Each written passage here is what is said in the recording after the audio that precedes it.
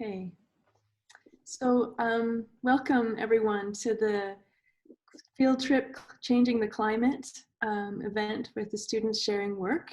And it's such a delight to be here with you. And I know people are coming in from all over the world. We have someone from England, someone from California. A woman just contacted me from Kiel University, bringing her students, her social entrepreneur students, and that's in northern Germany. So it's just wonderful to see so many people coming in from all over the place, as well as different parts of Canada. So I'm going to start off how we actually start. We started every class this way, where we all just got a little quiet and centered and focused on our breath in order to bring ourselves into this space and just to release the day and to release the things that are coming in after this time that we're spending together.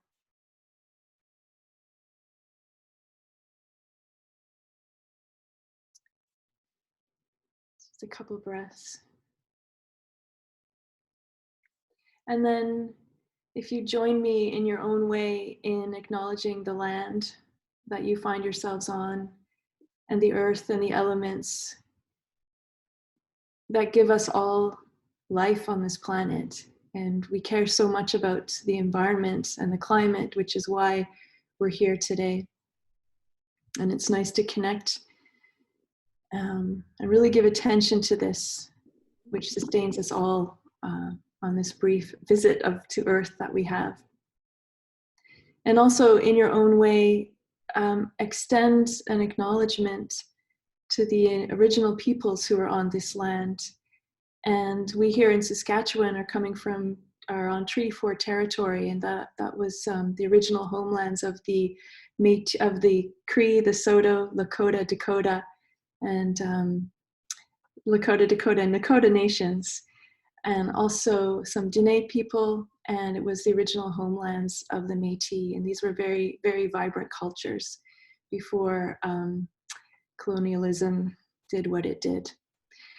And yeah, just really important to acknowledge the land and the original people on the lands. And I hope that you are all finding ways to manage in these new times that we find ourselves in. Because of COVID-19, our public event has gone Zoom only. And so we are the Now What event, which is really wonderful. And I'll talk about that in a minute. I just want to share with you the genesis of the class. About a year ago, I live streamed as a participant in the Climate Change and Consciousness Conference that was held at Findhorn Foundation in Scotland. And it was a week-long, very intense event. And we were continually looking inside and asking what we could do to help stand up, stand in, stand with what needs to change for saving where we're headed with the climate issues and the environmental issues. And so I thought, I teach at a university. I could create a class that's totally dedicated to climate. And so I did that. And now I'm going to talk about a few thanks that I want to extend because I couldn't do it alone. Stephanie Mines was a vision holder for the conference. And without her creating the conference, this class never would have existed. So thank you so much, Stephanie. And Ray Stasison is the dean of the Faculty of Media, Art and Performance at the University of Regina, where we are all based. And if she hadn't said yes to my idea for the class would not have happened. And there was great support from Sean Wally and Wes Pierce, who are associate deans in undergraduate, as well as interdisciplinary programs and social projects in our faculty. And they helped with the practical elements of getting the class together. And I think there are some other faculty from the university as well as our faculty who are on the call. So thank you so much for joining. And I would also want to say a thank you to Ben Roberts, who I think most of you have met. He is the founder of Now What, and we met a year ago through the conference in Findhorn, and I've been participating and very honored to participate in many of the events that Now What has hosted. So Now What is a fantastic platform. It is designed to bring people from around the world together on issues of climate change for virtual conversations and new modalities of participatory dialogue in service to initiatives for change. So if you haven't checked out what else Now What offers, I highly recommend that you do. And so thank you so much, Ben, for being so keen to host this event. We just spent an hour and a half in a tech run. It was like being backstage. It was kind of hilarious the way that it felt, so like, oh my God, we got to do this, we got to do that before the event, before the curtain rises. So Ben was with us for that. And Ben is doing this completely in service, which is a part of how Now What operates. I also want to say thank you to the 11 students who signed up for the class and for our journey both together and as individuals. You know, we covered a lot of ground, that's for sure. Serious and emotional issues that are associated with climate change. And we were constantly moving on the continuum of hope and despair that we all feel as we think about what's happening to the planet. And that was a theme in our class. Just as a description, I'll let you know about the class. It's a multidisciplinary course that explores climate change and environmental concerns with a focus on resilience, community, Indigenous perspectives, science, artist engagements, local and global projects, and thinking outside the box in the face of change. The assignments that the students did were applied and or artistic explorations of the course themes. And I want to say that it was really a deep honor to teach and work with you guys to learn more about climate change myself through the class and through you. And your work has been hard and dedicated, and I'm just so thrilled that we could do this all together and that we're here now. In class, we had Dr. Margot Hurlbert as a guest. She is one of the lead authors for the IPCC. Michelle Brass, who's on the steering committee for the Indigenous Action Committee. And she taught us about Indigenous perspectives and talked about Pastahowin, which is the Cree word for natural law. And natural law has been broken, which is why we're in this serious situation we're in. Cameron Essler from the Suzuki Foundation came in and he spoke to us. He gave us a workshop on telling our own stories in relation to climate change. And he was planning to be here on the call today. So hopefully you're here, Cameron, and thanks for joining. And a thanks to all the authors, scientists, thinkers, filmmakers, activists, and artists we connected with through books and online materials. So today, as you might know, we're going to have 5 to 7 minutes with the students sharing their work. And if anyone's kind of hovering around the 7-minute mark, I'm going to give a little nice little sign with this beautiful small Tibetan singing bowl. And we'll take a 5-minute break. And then afterwards, so you'll see that there's numbers beside the student names in their windows.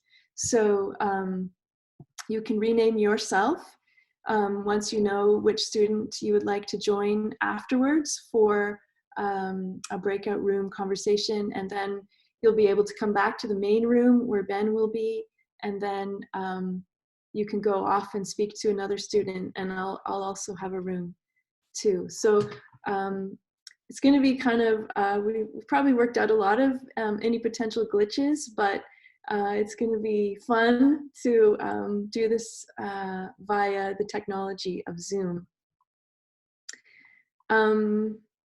Yeah, and you'll see, Ben, I think you're going to put a little link to the schedule in the chat window, so you can also be connected to the number of the students and their topic and the order that they'll be speaking in. And again, I guess another big thanks for coming and making time to engage with issues of the climate crisis in this particular way through the students' work. It's really important and empowering to hear and witness each other speak about issues of climate change from a variety of vantage points, including the personal and emotional responses that we have.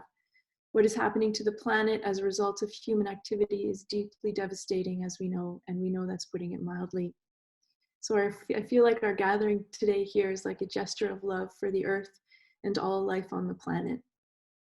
And lastly, we wanted to title the event to reflect an engagement with the climate issues, as well as change. So field trip, changing the climate.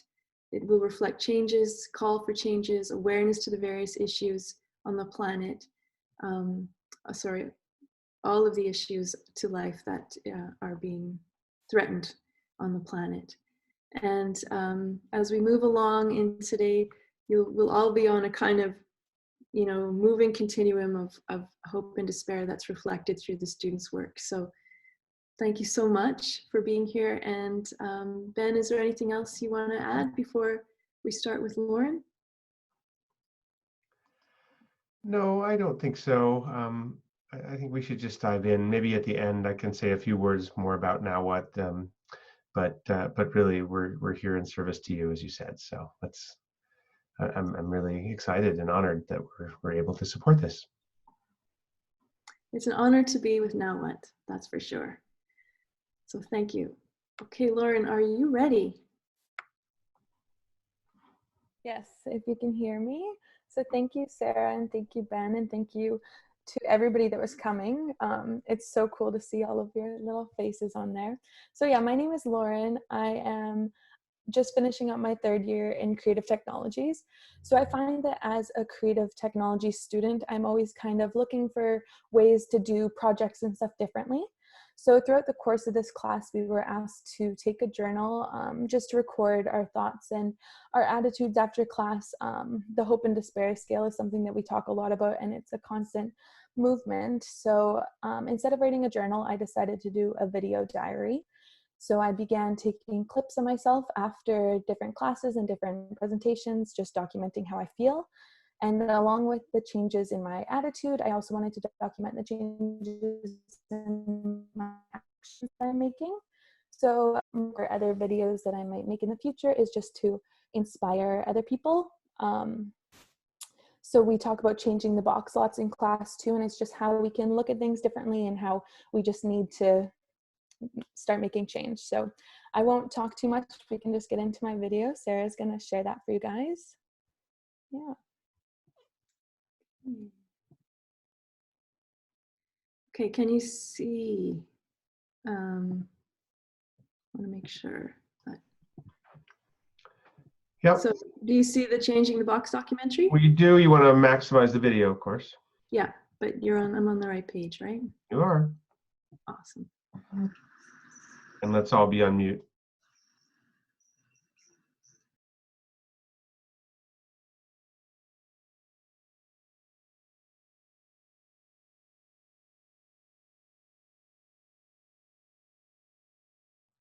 Sarah, I just can't hear the video.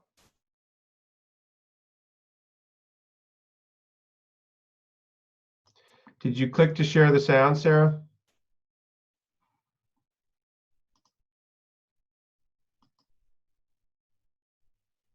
Okay, coming back.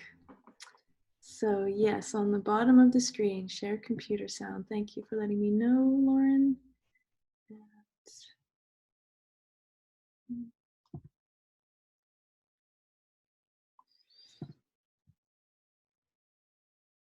Shoot, this happened to me before. Sorry, everybody. You want me to do it? Just, you see it? No, it's all white. So would you Okay. like me to try it? I can do it. I can figure out. Okay, Ben, sure. Yes. Okay, Yeah. here we go.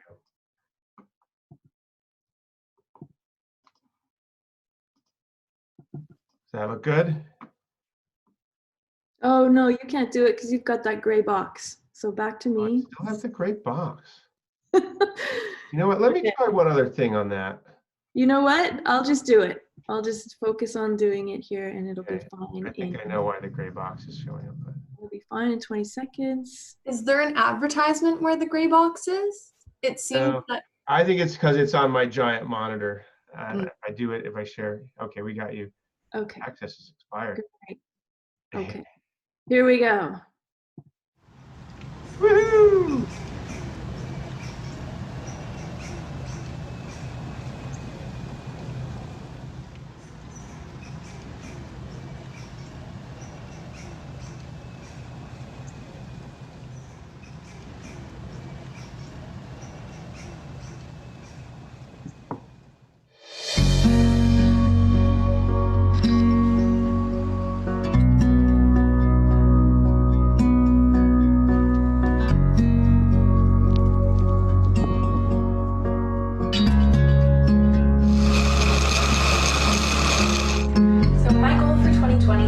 live a more sustainable life.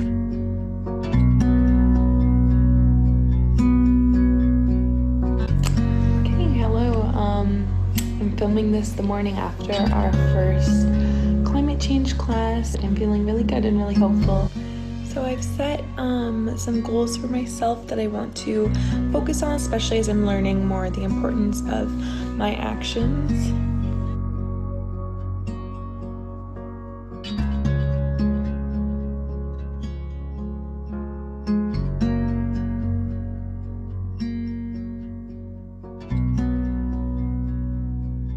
We've been trying to slowly replace the plastic as we lose them with glass ones here. These are little stretchy things that we've used to totally cut out saran wrap from our house. We started washing out old bottles too, so we have ketchup here, and then we just buy a bigger thing to refill it. This ranch here too, lots of plastic to make the sprays and the pumps and everything. So we decided that we won't be buying these any longer. Switching to borax, comes in a box so you can recycle that. We just keep some in a recycled container. You just mix it with water until it's like a paste, and you can clean anything the same as you do with this. Went to the body shop. Oh, I found these soaps for $2. I got a couple in each scent.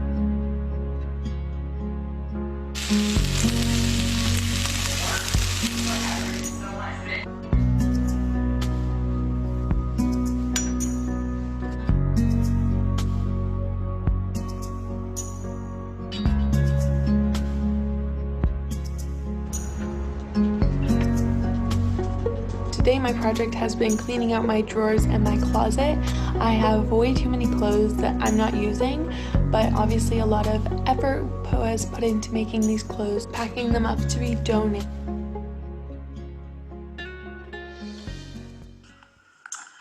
Hey guys, I just wanted to come on and say that today I'm feeling more despair than usual. I think after we just finished our COVID class last night, and after doing those readings and then seeing more posts on Facebook, everything always goes back to climate change, and I just am nervous, and I wonder when are people finally gonna take this seriously. Literally, what is it gonna take before people start caring more? Also, just being on quarantine and locked in my house, all of these thoughts just have all the time in the world to kind of go through my head. Just trying to stay positive today.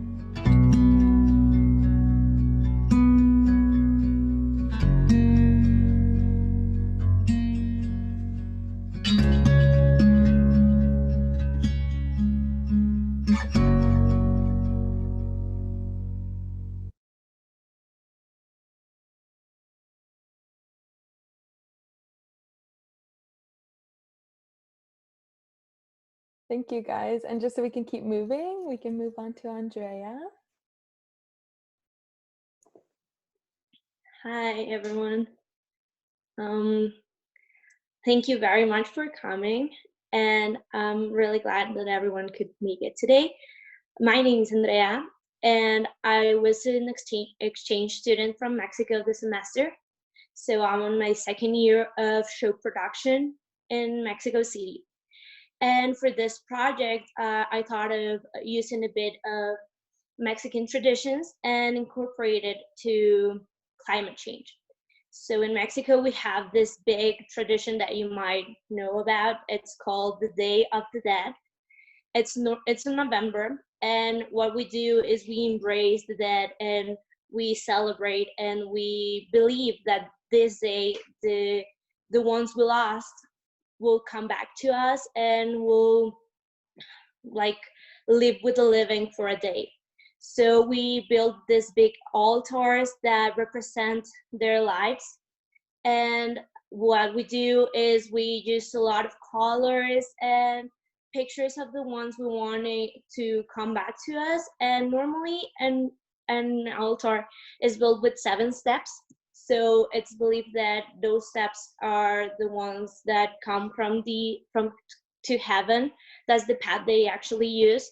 And we use flowers to build them and guide them. We use salt so their souls don't get lost and with the living. We use water to purify the souls, and we use things that they actually like when they were living. So for this project, since there's a lot of things we lost from the earth, like habitats and ecosystems and animals and ourselves as humans, I decided to build an altar for the earth. So I'm going to show you my work now.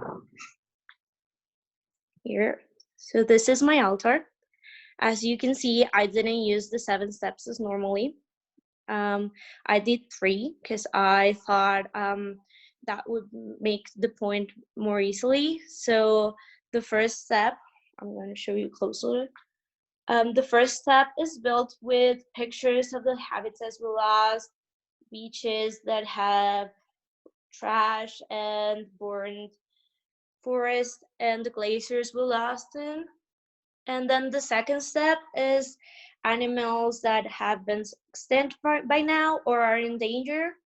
And then the last step, as you can see, it's like what happens to humans. We are in war or we have pandemics, but most of it is our job because it's our fault that we're losing our lives because we are the ones that are in charge of making this climate change, and that's why we lose homes and people get sick and all of that.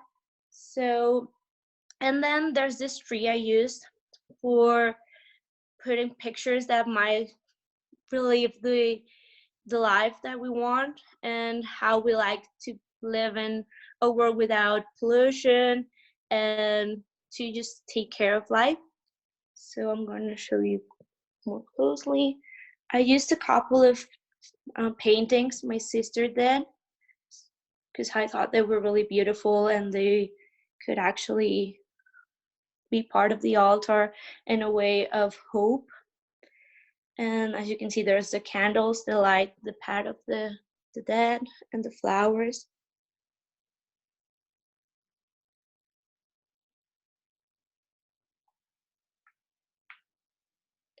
And there's the salt that helps the souls not get lost on their way. And there's the water to purify the souls.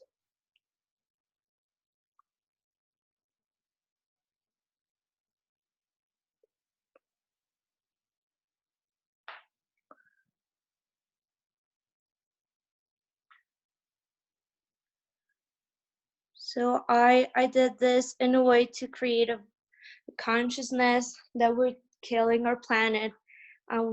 We should reunite with it, and we should actually embrace what we lost, but embrace what we have right now, and help it. So I really hope you liked it. So we can now go to the next one, which is, we can now go to Ruth. Thank you very much.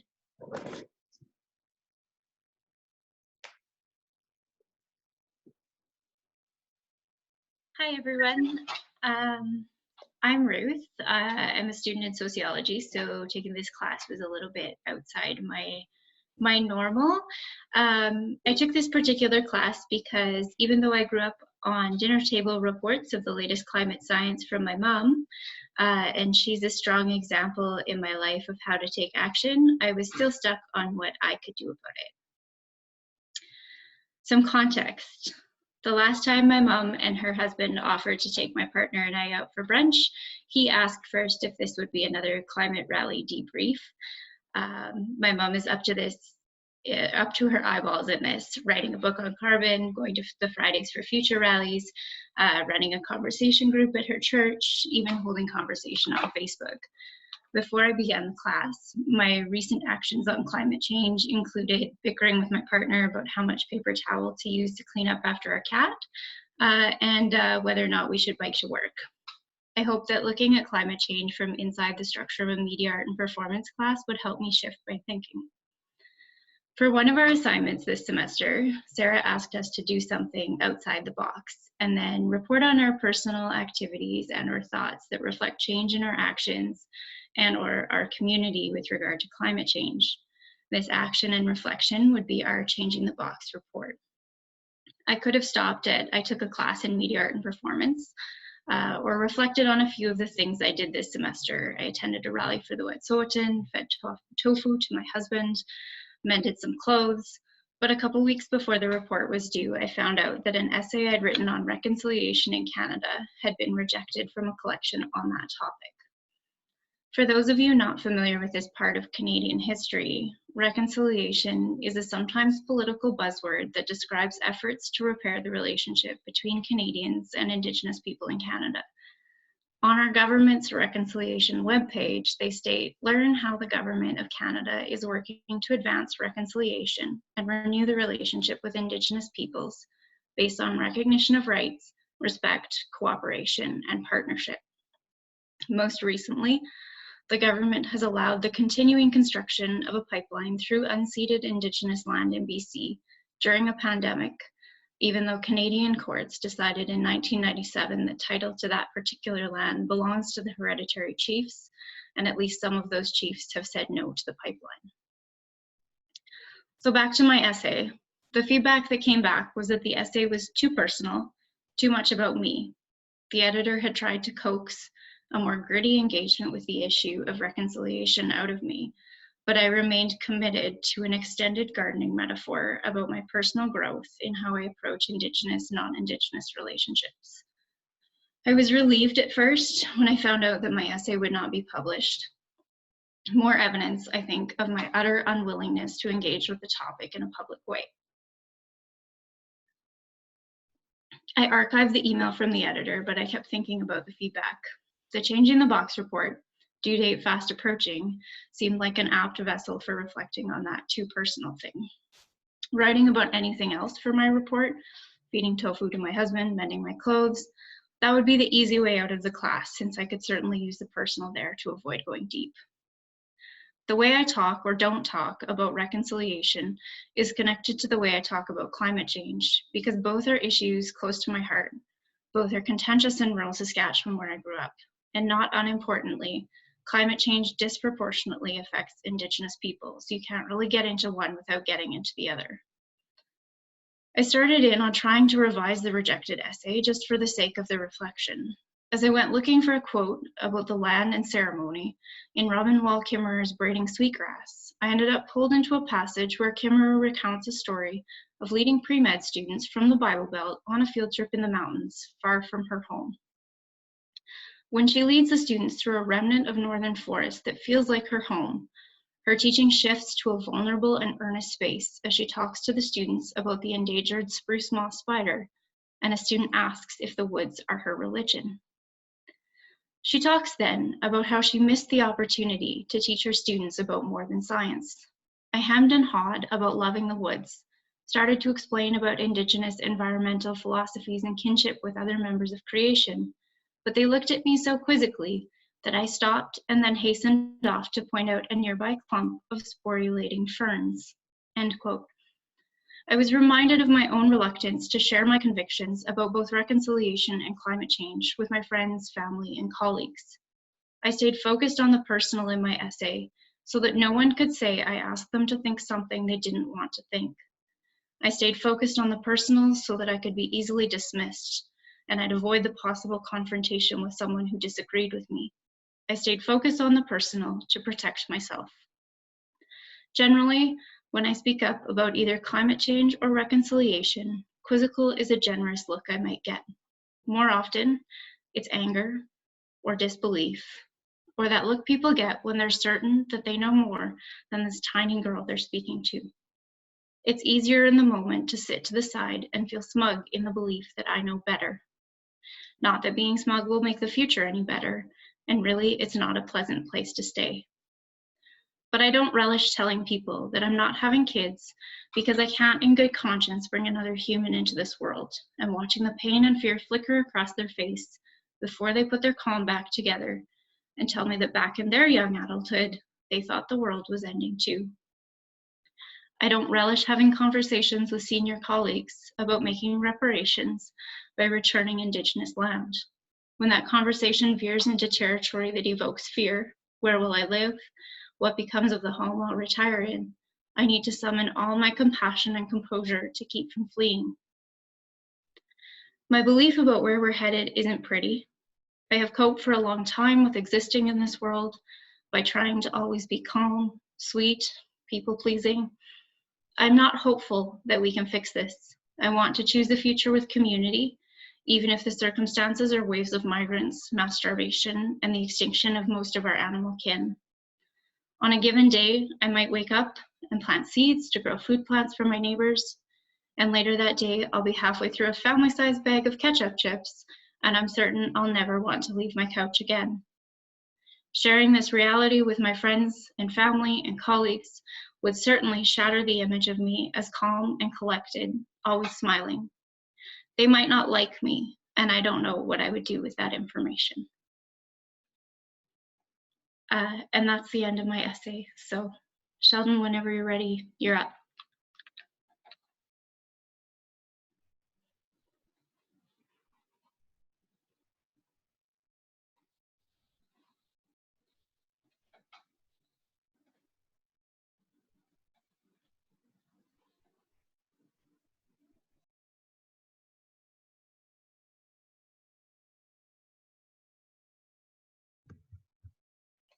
Hi, I'm Sheldon. I am a BFA student at the U of R. In the visual arts department, I'm focusing on photography as my main art, but I like to experiment with all types of art. I joined this class because I wanted to learn more about climate change, because it's something that I'm concerned about, but I don't know very much about. So I wanted to learn more so that I could do something about it. So beginning the class, I knew that I had to make some changes because I couldn't just follow along with the class and learn stuff, but not actually put any of it into it, like actual changes. So like right off the bat, I became a vegetarian. I started recycling more, reusing as much as possible. And like the biggest thing for me is just being more conscious about everything. I can't do everything, and it's kind of hard for anyone to try and do everything, but being conscious about stuff is the most important, I think. And then from there, the future, I'd like to obviously stop driving my car and biking more, stuff like that. And I'd like to just try and do anything else that's possible to help better the world. So for this class, for my Change in the Box project, I decided that I would show people around me, my friends, family, a climate change calculator. And if you don't know what that is, it kind of like asks you some questions and figures out how much carbon dioxide you're emitting into the atmosphere. And this is the specific one that we used in the class called Climate Hero. And the Climate Hero one at the end will put you into a specific group showing if you're a climate hero, a climate villain, and then it will also show you things you could do better and things that you are doing good. So I figured I would show this to people around me and get them thinking about this stuff, not trying to force it on them, just to see what would happen, maybe like spark some change in some people. And then I sent out with this also a little survey so that people could fill it out and then I could get some data back. this project didn't turn out the greatest because I only had about 10 people do this, but I still ended up with some decent data. So these are some of the things that it asks you. So how large is your home? How often do you complete a vegetarian meal? And then once you've answered all the questions, it asks you how good you think you are. And when we did this in a class, a lot of people were surprised about how bad they are. So then this is the test one I did. I turned out to be a villain. I picked a lot of the wrong things. But from there, you can it shows you if you were doing like what you were doing good and what you could improve. So for this one, I picked that I did a lot of local shopping, and obviously that's good. But one of the things that I didn't do good is I picked that I flew a lot, and obviously that's not very good. So it shows you all these things, and then at the end, you could it gives you suggestions on things you could do better, and you could also donate to help this out to balance out your carbon emission. So this is an example of the questions I asked. There was some interesting data, even though I only had 10 people. The age range was from 30 to 50. I wasn't really expecting very young people, but it's still interesting to see the data for this group of people. This was the amount of CO2 per year they averaged out between 10 and 15, which isn't that great. And everyone was a cheat or a villain. And a lot of them did do good things like vegetarian, vegan, stuff like that.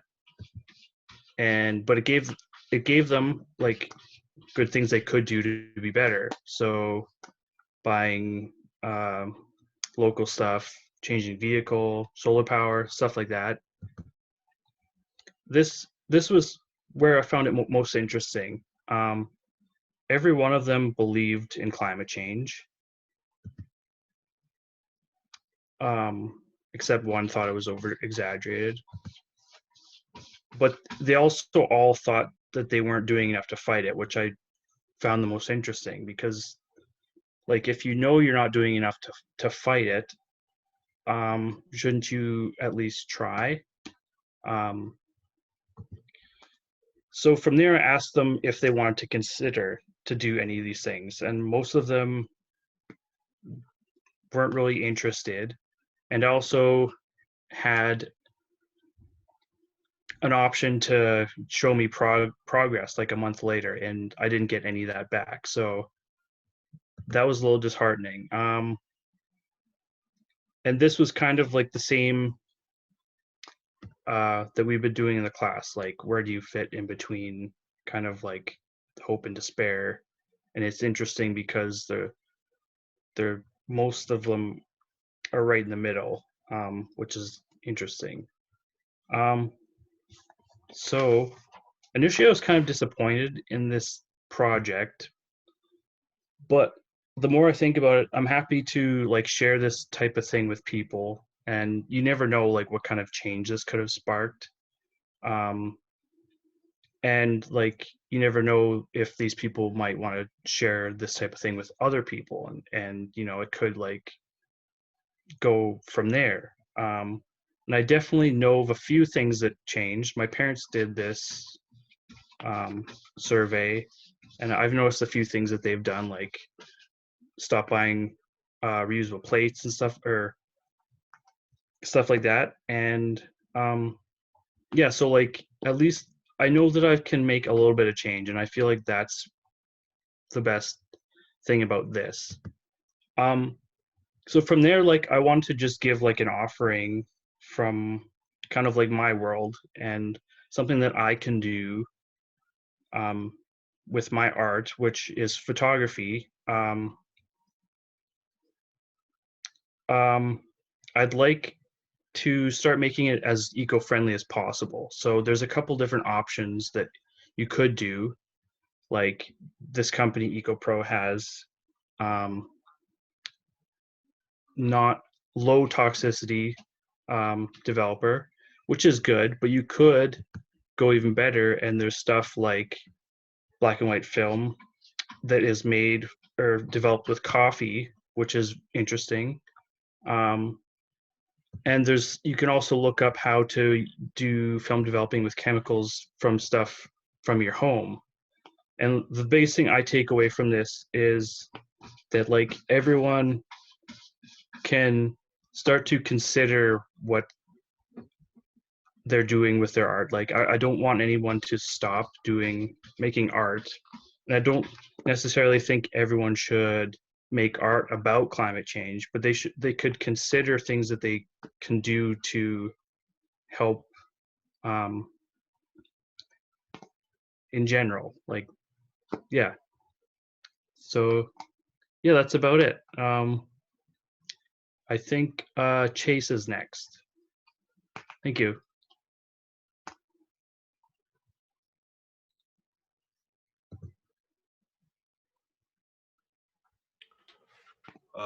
Okay, everybody can hear me. My name is Chase Wilson, and I'm currently in my third year of my creative technologies major at the U of R. For my project, I started out with the goal of creating a soundscape that showcased multiple different ecosystems that are being devastated by climate change. And as I was working on it, it soon morphed into more of a sound art piece that contains that soundscape as well as some musical and spoken word elements. While I was working on the piece, I decided to add a simple melody and drum loop just to create some sense of rhythm and timing. And then building from there, I continued to add more and more dramatic elements in the forms of news segments and documentary clips, explaining why these ecosystems are being damaged and what they're going through. I then proceeded to add some simple processing such as reverb, EQ, and compression in order to allow some elements to stand out amongst the others. And the entire piece is just under 7 minutes long, consists of 3 main sections, each containing their own specific ecosystem.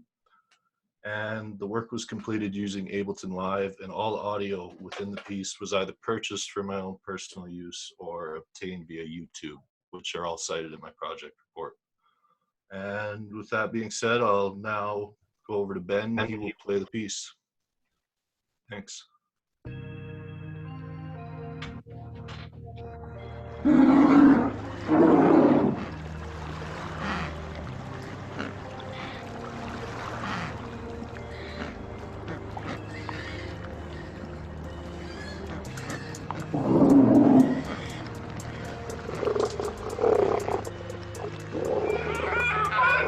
As far as the eye can see, Antarctica is covered by thick sheets of ice.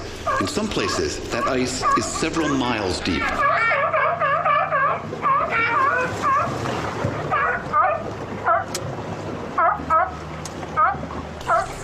This massive continent, as big as the US and Mexico combined, has for millions of years been home to some of the most breathtaking examples of ice on the planet.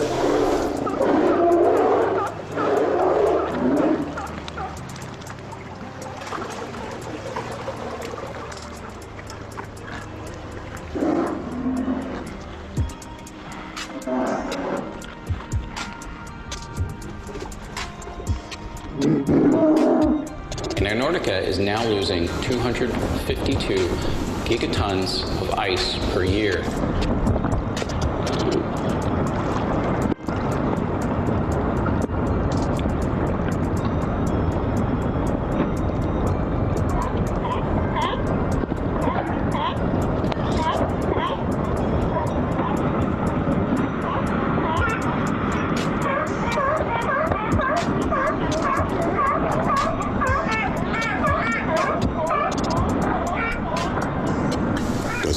should all throw up our hands and run.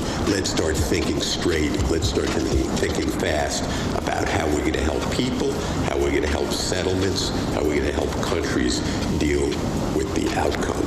Because a lot of it is not going to be pretty. It's going to be expensive, and it's going to be disruptive if we don't get our act together now.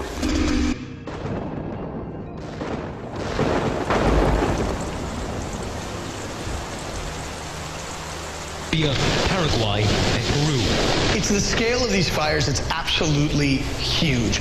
An unprecedented burn of a massive magnitude. We could be losing, in certain areas, as much as 3 soccer fields of jungle every single minute.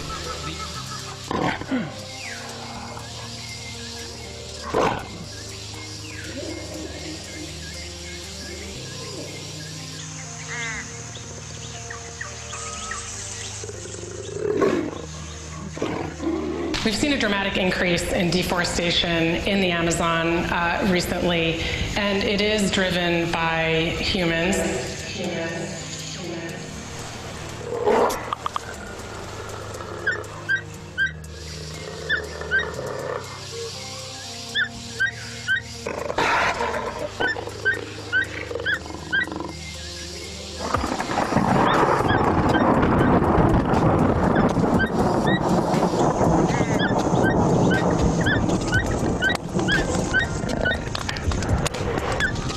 Fires burning from the equivalent of Detroit to Los Angeles.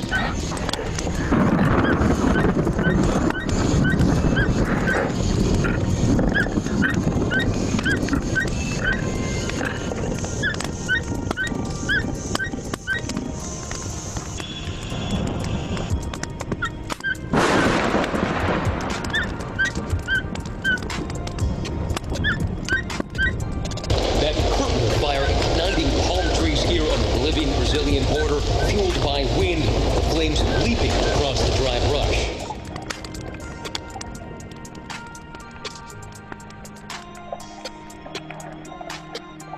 This was lush jungle. It is now completely charred.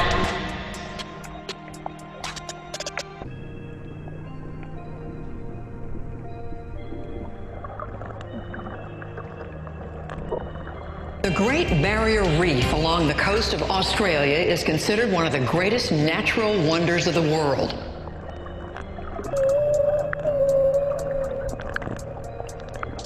It actually consists of more than 2,900 smaller reefs and 900 islands and countless species of fish. But its health and its future are very much in doubt.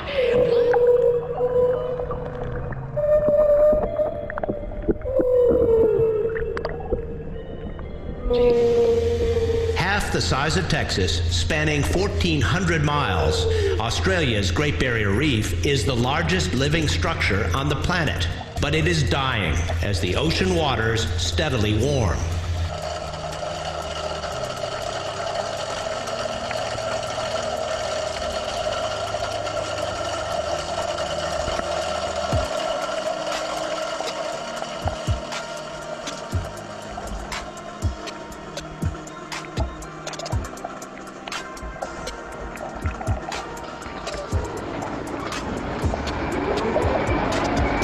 The burning of fossil fuels has added extra carbon dioxide to the atmosphere.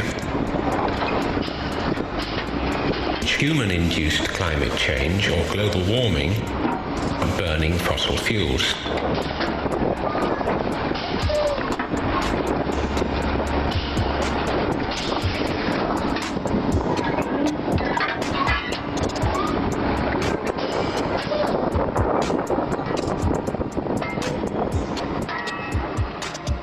The natural greenhouse effect is a good thing and keeps the Earth warm enough for life to exist.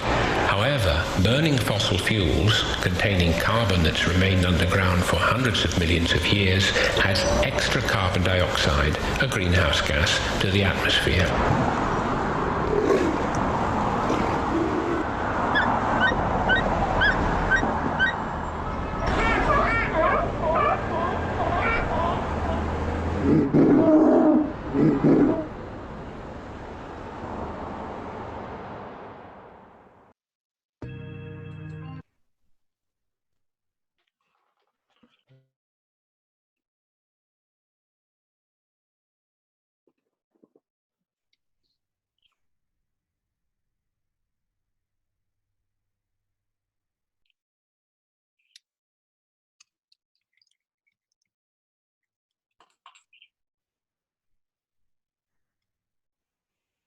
Oh, sorry, did you guys not just hear me? That's pretty much all I have, and it's Micah's turn now. Hello. I wonder if I can make myself bigger. Can you guys hear me? I guess. Okay.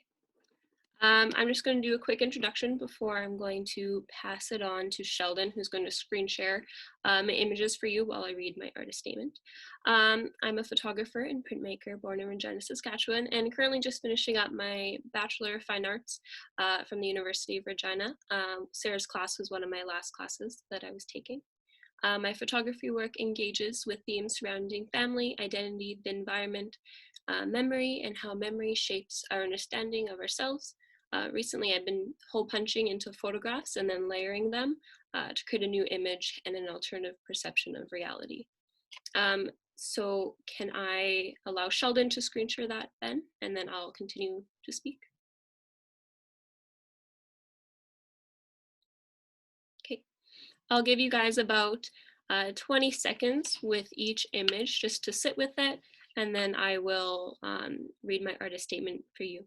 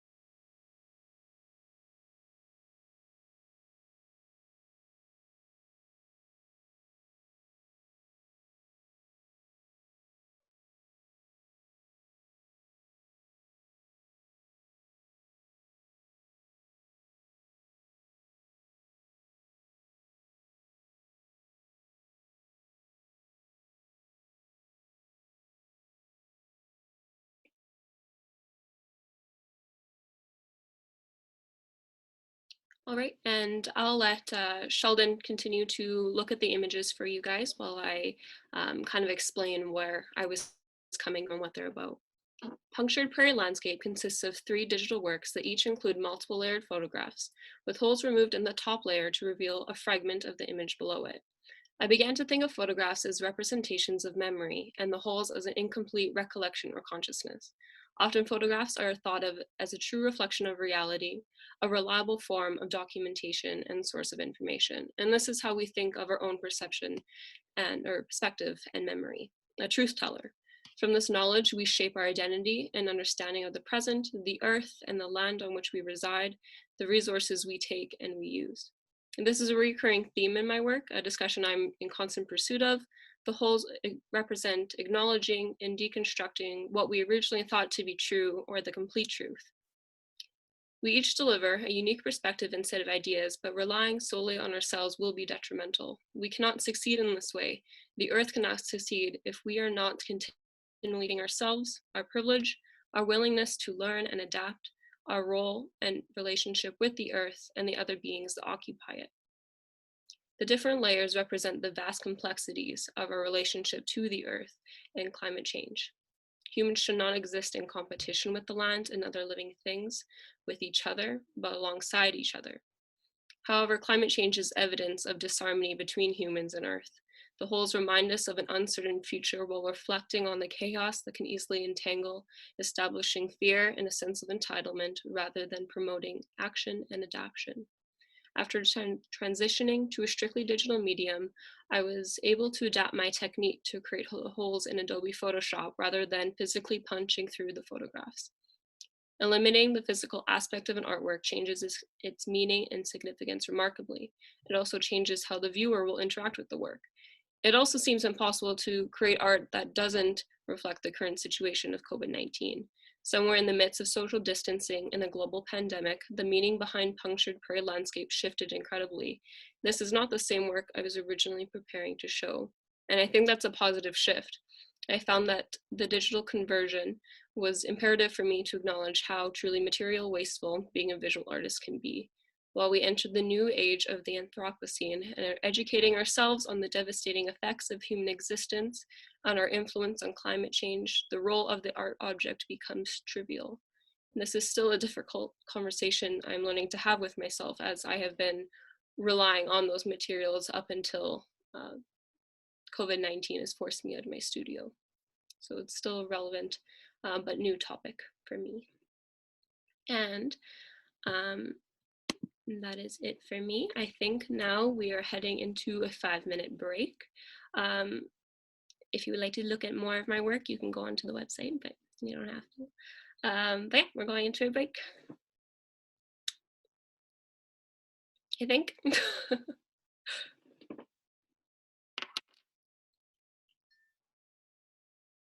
Yeah, we'll take a 5-minute break. So drift back, take a stretch, do what you need to do. Thanks, guys. It was really great.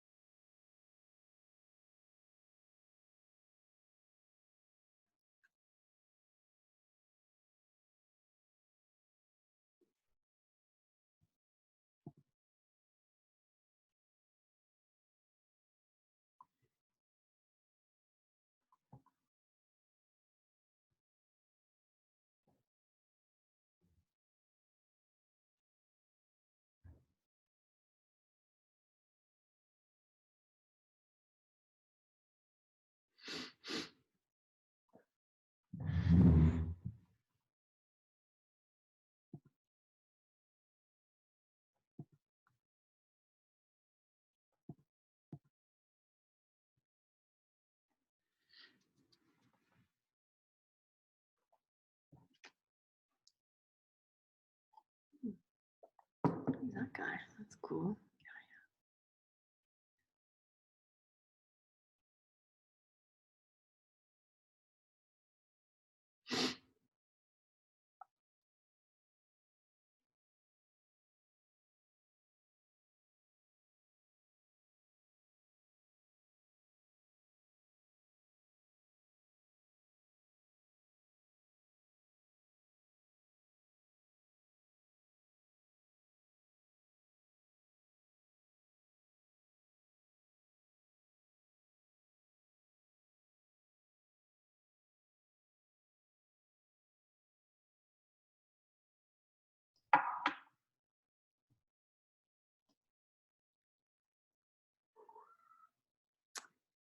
Okay, are we ready to go? We're going to start with Caitlin. Hi everyone, welcome back. I'm going to figure out how to do a share screen. So my name's Caitlin Croucher. I am just finishing my 4th year of arts education and just starting my MAP degree. For this project, I chose to share my Changing the Box. I took this class as well just because I wanted to learn more about climate change, specifically the science part of it, and as well as the holistic connection to Indigenous. climate change perspective, and I wanted to learn that so I could connect it to my teaching. So for this project, I created a unit, a 5-lesson mini unit for teachers to use that talk about climate change and the interdependence of all living and non-living things. So I'll briefly go over the unit and the lessons themselves. That's the cover page there. And all of the information that the teacher would need to use is all in the unit itself. So it's a unit for grade 2, grade 3, and grade 4, using the Saskatchewan curriculum. It's a science-based unit. And then there's all the cross-curricular competencies, so that's all the SAS curriculum language. But I wanted to really focus on developing social responsibility in students, so getting them to learn about climate change and then how they impact climate and the earth, and then what they can do to help. So here's all the materials and resources that would be needed. The first lesson uses Ingrid's picture book, Artemis Flies to the Rescue, which is a picture book for young kids that talks about climate change and human impacts. And basically that's what inspired this. I originally was going to do one lesson on for primary education and one for secondary education, and the primary education lesson just kind of exploded into 5. So that's what we ended up with here. All of the teacher resources and links to the videos are here. And there's a few sites here where kids can go and actually play some games and do some research and reading about climate change. And as well as all of the assessment tools are here. So basically this is just the whole package that teachers can find on my blog, which I'll reference to later, and I'll link in the chat. They can just pick this up, print it, and share it with their class and other teachers. So let me just get down to the lesson part here. All of the handouts are here as well, which I'll reference to as we go through and I summarize each of the lesson activities. Sorry for scrolling quickly. So here's our first lesson. Each of these is about 45 to 60 minutes. They can go shorter, they can go a little bit longer. It will all depend on the class. In the first one here, the students are going to be using a KWL chart. So that's this here. They will talk about the topic climate change, the earth, and us as people. And they're going to write down some information just as a pre-assessment to make an understanding of what they know. And then they're going to write on this page a little bit about what they want to know. So maybe the teacher can guide that with questions like, do you know what climate change is? No, well, let's learn about what climate change is. What are greenhouse gases? And then at the end of each lesson, they'll refer back to this page here where they'll write down any information that they learned or that they thought was interesting. So that's the first activity, well, first part of it.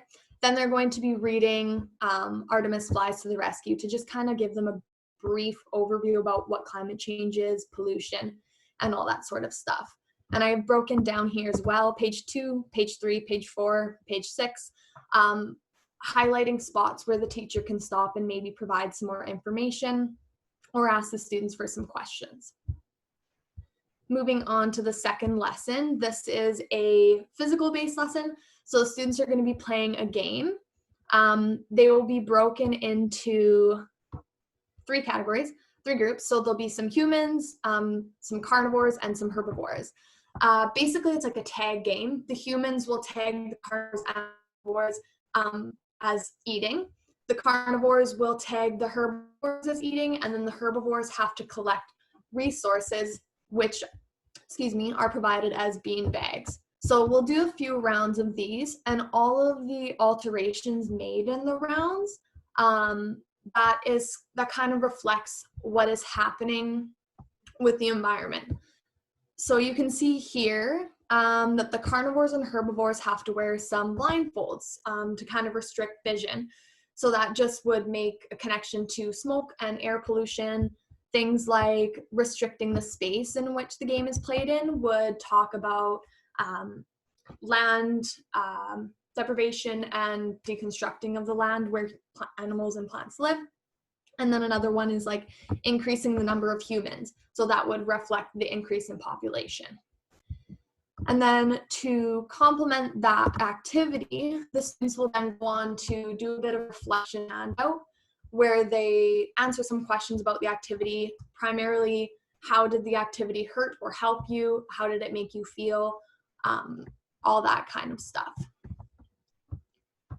And then on to the third lesson, the students engage a bit more in the science side of it. So they'll use the websites provided right here to go into a calculation. They'll first learn about a video, we'll watch a video and learn about greenhouse gases. As they do that, they're going to be filling in some information here. Just to fill in the blank, and then drawing a little bit of a picture about what they think greenhouse gases are. So talking about the ozone layer and such there. And then they'll go into calculating our carbon footprint as a class using one of the websites provided. They'll ask and answer some tips on how to reduce their carbon footprint, maybe taking shorter showers or not leaving the water running when they're brushing their teeth. And we'll take those tips, recalculate, and the students are able to see the comparison of lower and higher carbon footprints. After that, the students will engage in a nature walk. So here, this is primarily for them to observe their surroundings, and it might not be possible, but the way I envisioned this lesson was inviting an elder into the classroom to kind of talk about their perspective and the Indigenous perspective of the elements, why they're sacred, the importance of plants and animals, and the interconnectedness that we share with living things and non-living things. And then as to close the assignment there, the students will be doing a bit of a drawing activity. So we'll brainstorm some ideas of having them describe what it would look like if there were no trees, no water, no sunlight. And finally, the students for an assessment will hand in a piece of drawing that will visually show what it would look like if there were no humans. So how would that affect the plants and the animal life and such. And then the final thing, I really wanted to make this as a unit that the students can take something away from their learning and share it with other people. So I asked them to create a climate story. So they're going to be taking information from their KWL chart, and basically the question at the top will ask them something that we learned. They'll have a chance to draw a picture here and illustrate their own story, and then write a brief explanation, answer, or description there. Oops, sorry. Yeah, and so it was kind of for me a full circle of I wanted students to take what they learned and then and share it with someone else, so that they're able to take that little story they made, maybe take it home and share it with their parents or share it with buddies at school. To make this more sustainable, I know it uses a lot of paper. I did that for the reasons that during my internship and all my other experiences teaching, the technology access is not always available in schools, so it's a little bit easier for teachers to print some handouts for students to write on.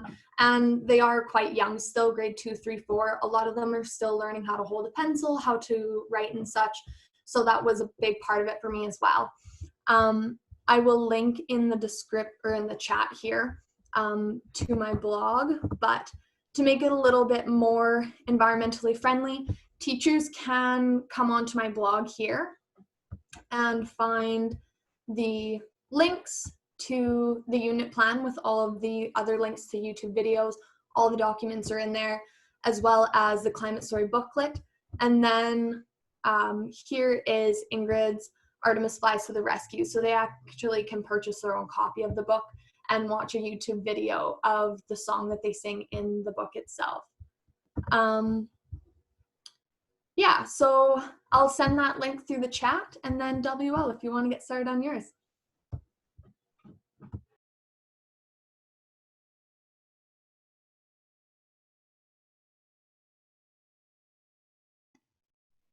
All right, I am unmuted.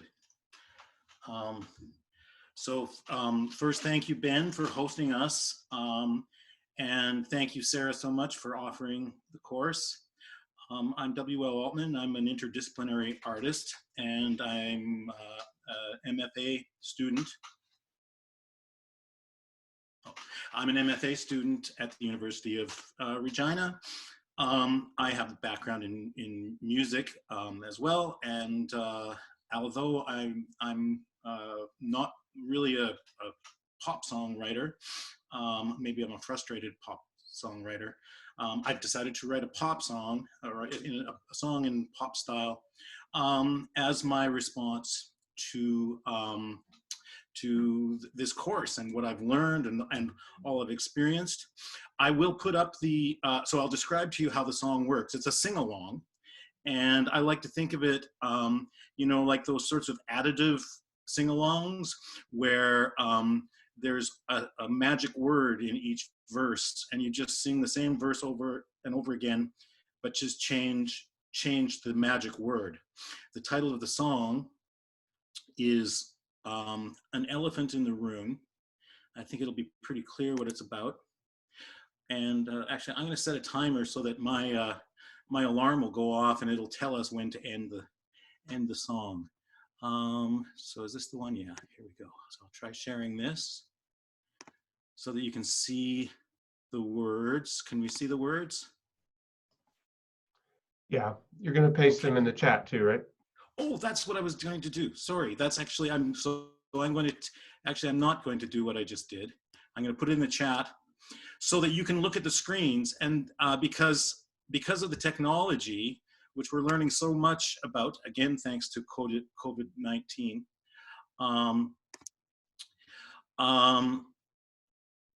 yeah, we're learning all kinds of ways of sharing things that we didn't used to do. Oh gosh, I'm not a very good multitasker. That's another thing that I have to admit to myself. So I'm going to paste this into chat for everyone.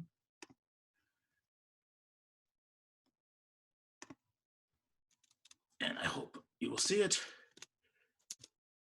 Okay, so those are the words. And so the first verse, elephant, is the word. And then I put a list of other randomly chosen, frankly, endangered, struggling creatures or phenomena in the world that are affected by, frankly, human action, and particularly a certain kind of human action, which I kind of identify with colonialism, frankly. And I think one thing that came out of this course really strongly for me, because part of the course for the experience of all of us was the struggle between the poles of hope and despair.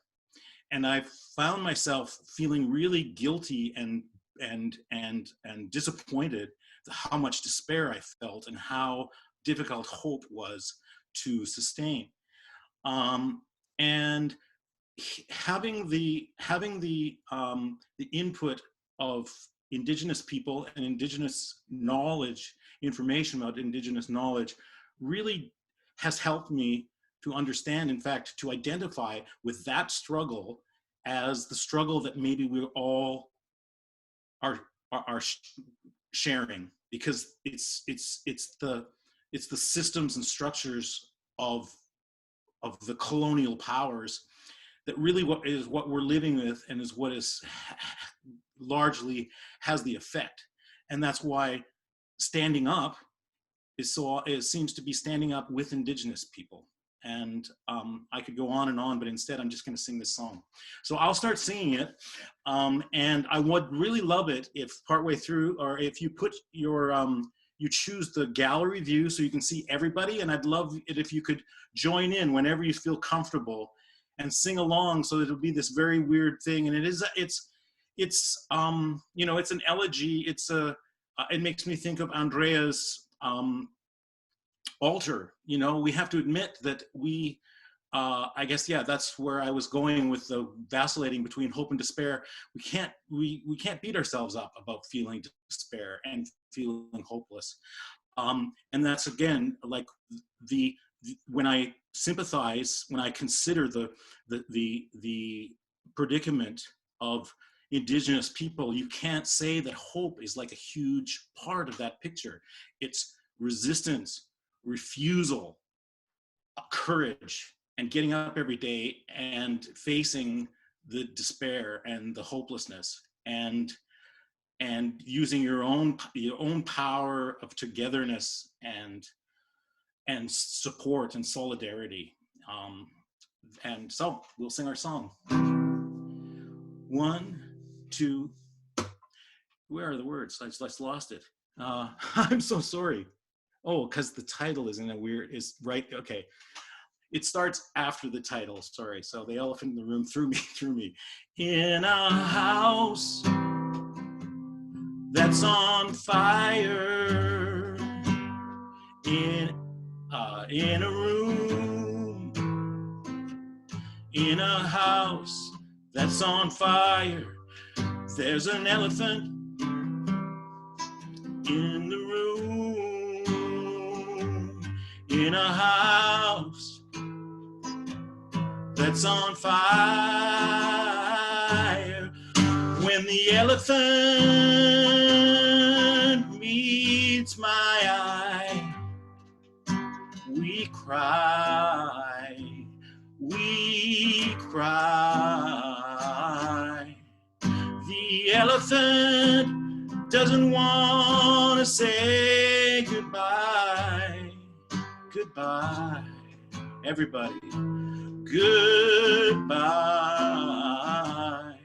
And so let's sing it with Snow Owl. And if you feel like suggesting a word, because that's what it's like, those additive songs, someone in the group suggests another thing and we add that. But for now, I'll just announce them. And if someone sends a chat message with another creature that we might be losing, or another phenomenon that may be dissolving as we speak, let's start with Snow. Let's go with Snow Owl. In a house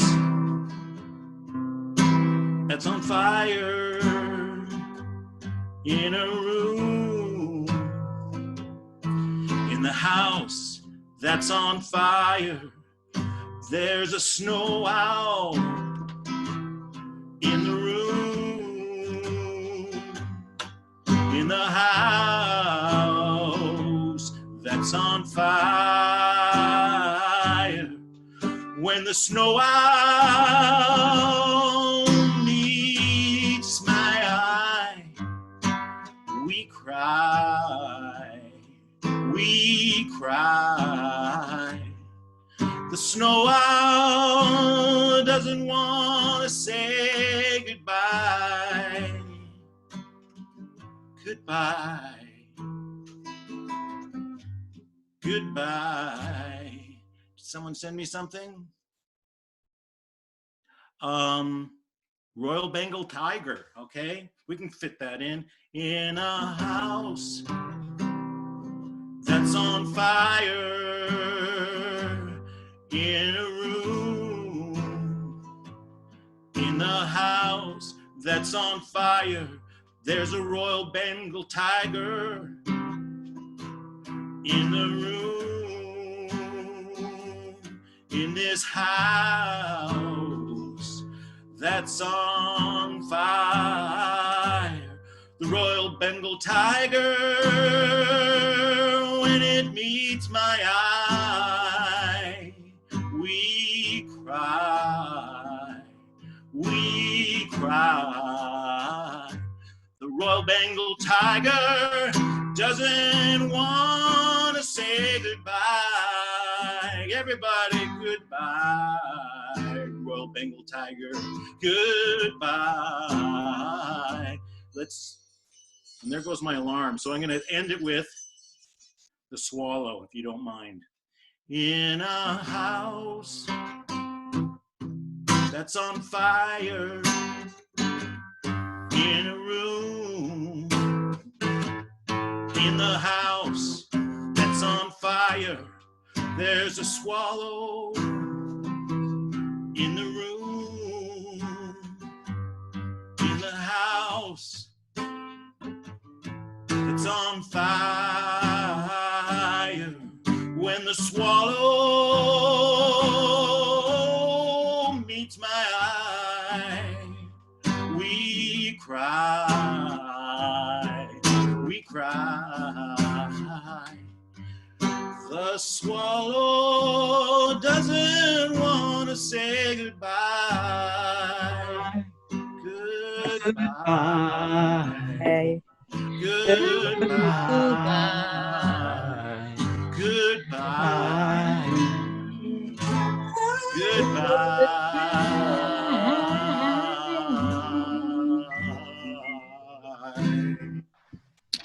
Thank you. Thank you. Yay! Hi, Katie. Yeah.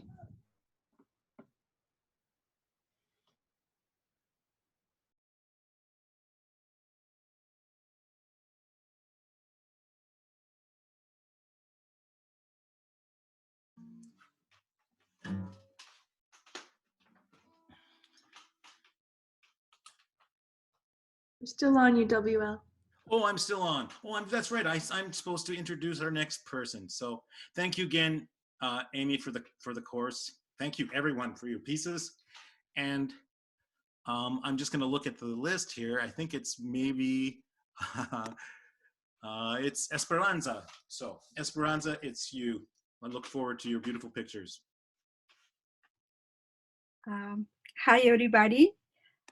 Thank you, Sarah, for the class. Thank you, Ben. Thank you all the students in the class and all the public that came today. I am from Colombia. I am focusing photography. I have been using photography as a tool to raising conscience about preserving nature, animals in general.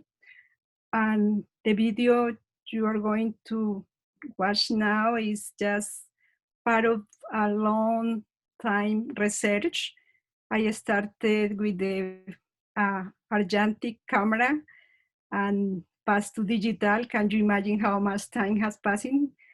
But the main goal is just to follow an advice that gave me my grandma. She say, Esperanza, people take care about the thing they believe belongs to them. And my idea is to inspire people to understand that the animals are part of us. We are an animals in somehow. And this journey you are going to see is my journey with them, observing animals, contemplating them, and just the last time seeing in the news this terrible situation because of the man intervention and breaking the nature law,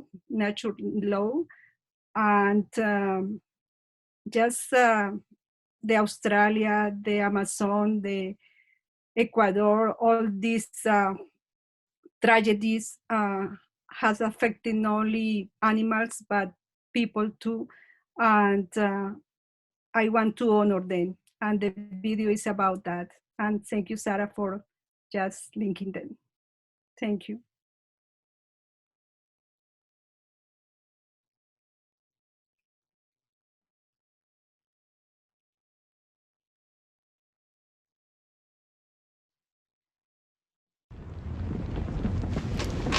Fire and ice.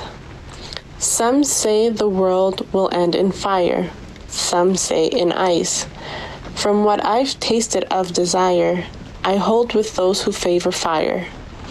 But if it had to perish twice, I think I know enough of hate to know that for destruction, ice is also great and would suffice. Robert Frost.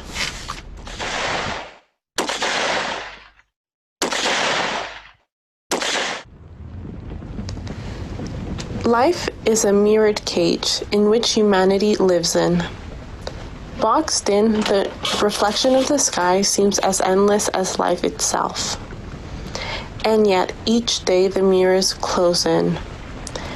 Now, humans are brought face to face with their greatest mirror, animals. Each animal is the other half of a human.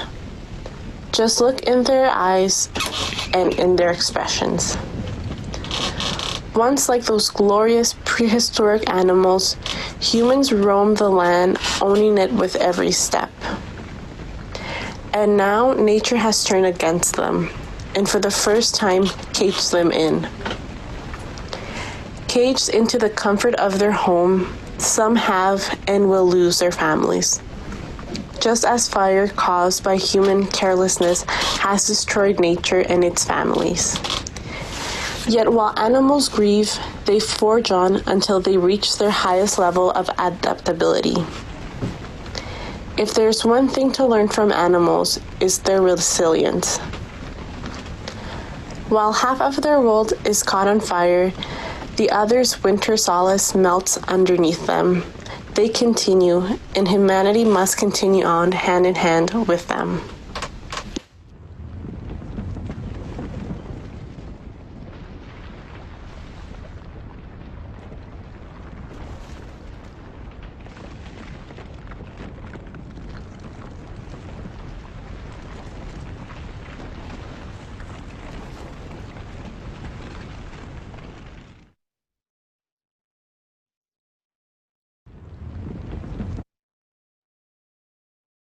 Thank you, Sarah.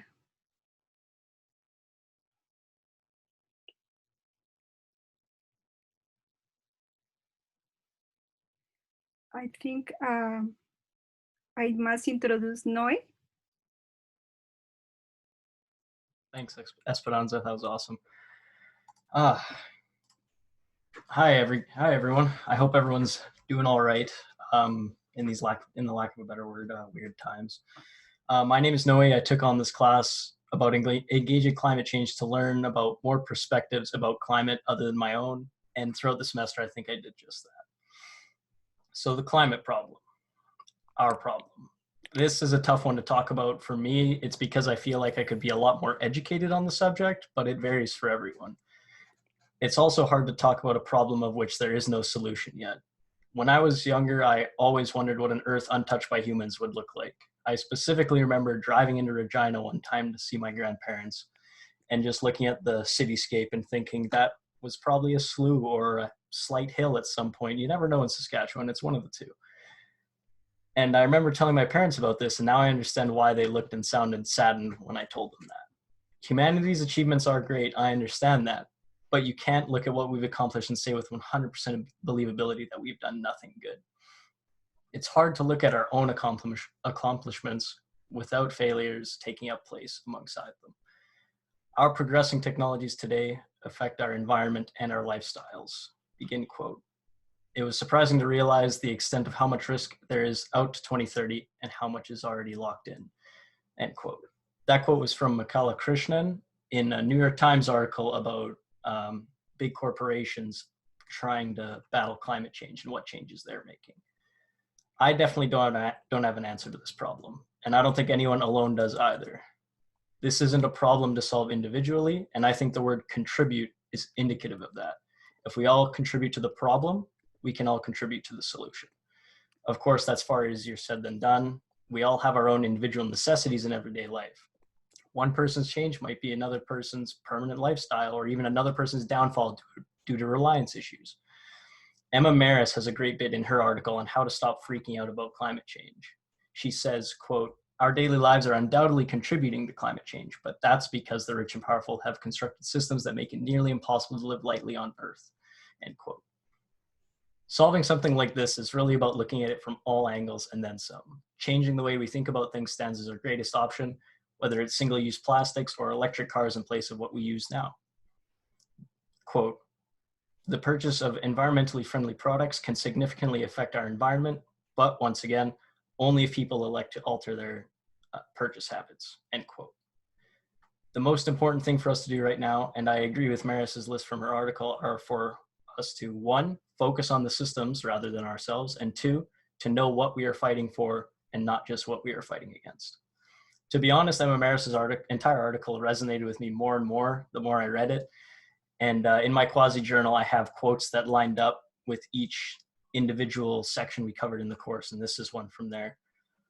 Centuries have come and gone as if mankind thought itself was exempt from the laws of nature simply because we are human, as if our intelligence gives us the right to ignore the pre-established laws of nature and the universe. Circling back to knowing what we are fighting against our own intelligence, our own desire to innovate and expand. Today, humanity stands as the greatest threat to itself and the world, but telling people that things are bad doesn't fix things, it makes them worse. Panic and fear are natural parts of human nature, but they are also something we need to be mindful about and resilient against. I wasn't all positive when I was learning about the crisis at hand, but the more I thought about immediate personal solutions, the more I felt like I could make a change, especially if it was in my own life. And so I began looking at things I could change in my own life with a more serious eye rather than my overambitiousness I had before. My truck, which had plagued me with issues at every turn, that's literal, every single turn, had given me another huge issue. So I decided that whenever this truck dies on me, that's it until I find a job good enough to support me buying an electric vehicle of some type or converting it to an electric chassis. This was it, my sacrifice, my change for the climate in one of the few ways that I could personally manage. It was a milestone of both progress in both a personal sense and communal sense. One less person driving might motivate another to walk or bike as well. And they might go home to their families and convince them how great it is to use the mechanisms we call legs. This was a realistically realizable goal for myself, which is reinforced by Maris's own perspective. Quote, as we fight, it is important for our mental health and motivation to have an image in mind of our goal, a realistically good future, end quote. Progress requires sacrifice, but not even the entire world is sure of what we need to do to sacrifice to fix this problem. For the first time in a long time, we have no idea where we are headed as a species. We paddle forward as much as we do backward, making technological innovations to explore the stars while also drowning our planet in more than its lifetime's share of pollution. Progress requires sacrifice. Our future won't resemble the relatively stable climate of the past 10,000 years, but that doesn't mean it's all bleak. We need to put ourselves at the forefront of a challenge larger than anyone has ever faced before. And with the right mindset and the proper amount of courage, we can all change ourselves for our world. Thank you. And now, finally, we will move on to Amy. Thanks, guys.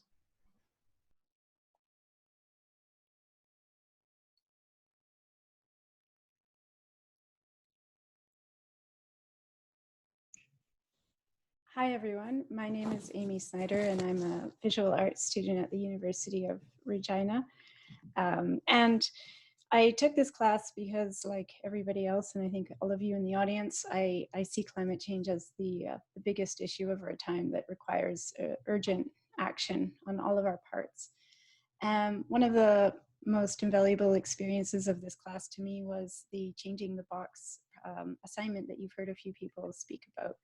And so today I'm going to share with you what I did for that assignment. I'm just going to share my screen.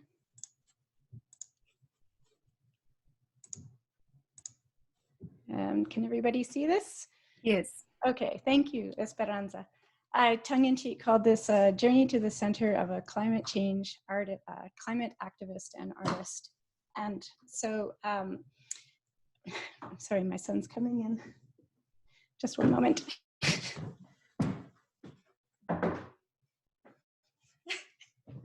Sorry about that. So what I decided to do for my Changing the Box assignment for this class was to take a break from the busyness that I've had in my life and do some personal reflection into what it means to work with this issue of climate change. So I'll just dive into it. I've been very busy lately becoming an activist in the last few years, and more so in the last few months since taking this class. I've been participating in the school strikes for climate. I volunteer with a few organizations such as the David Suzuki Foundation, Extinction Rebellion, and a local great networking group called Enviro Collective.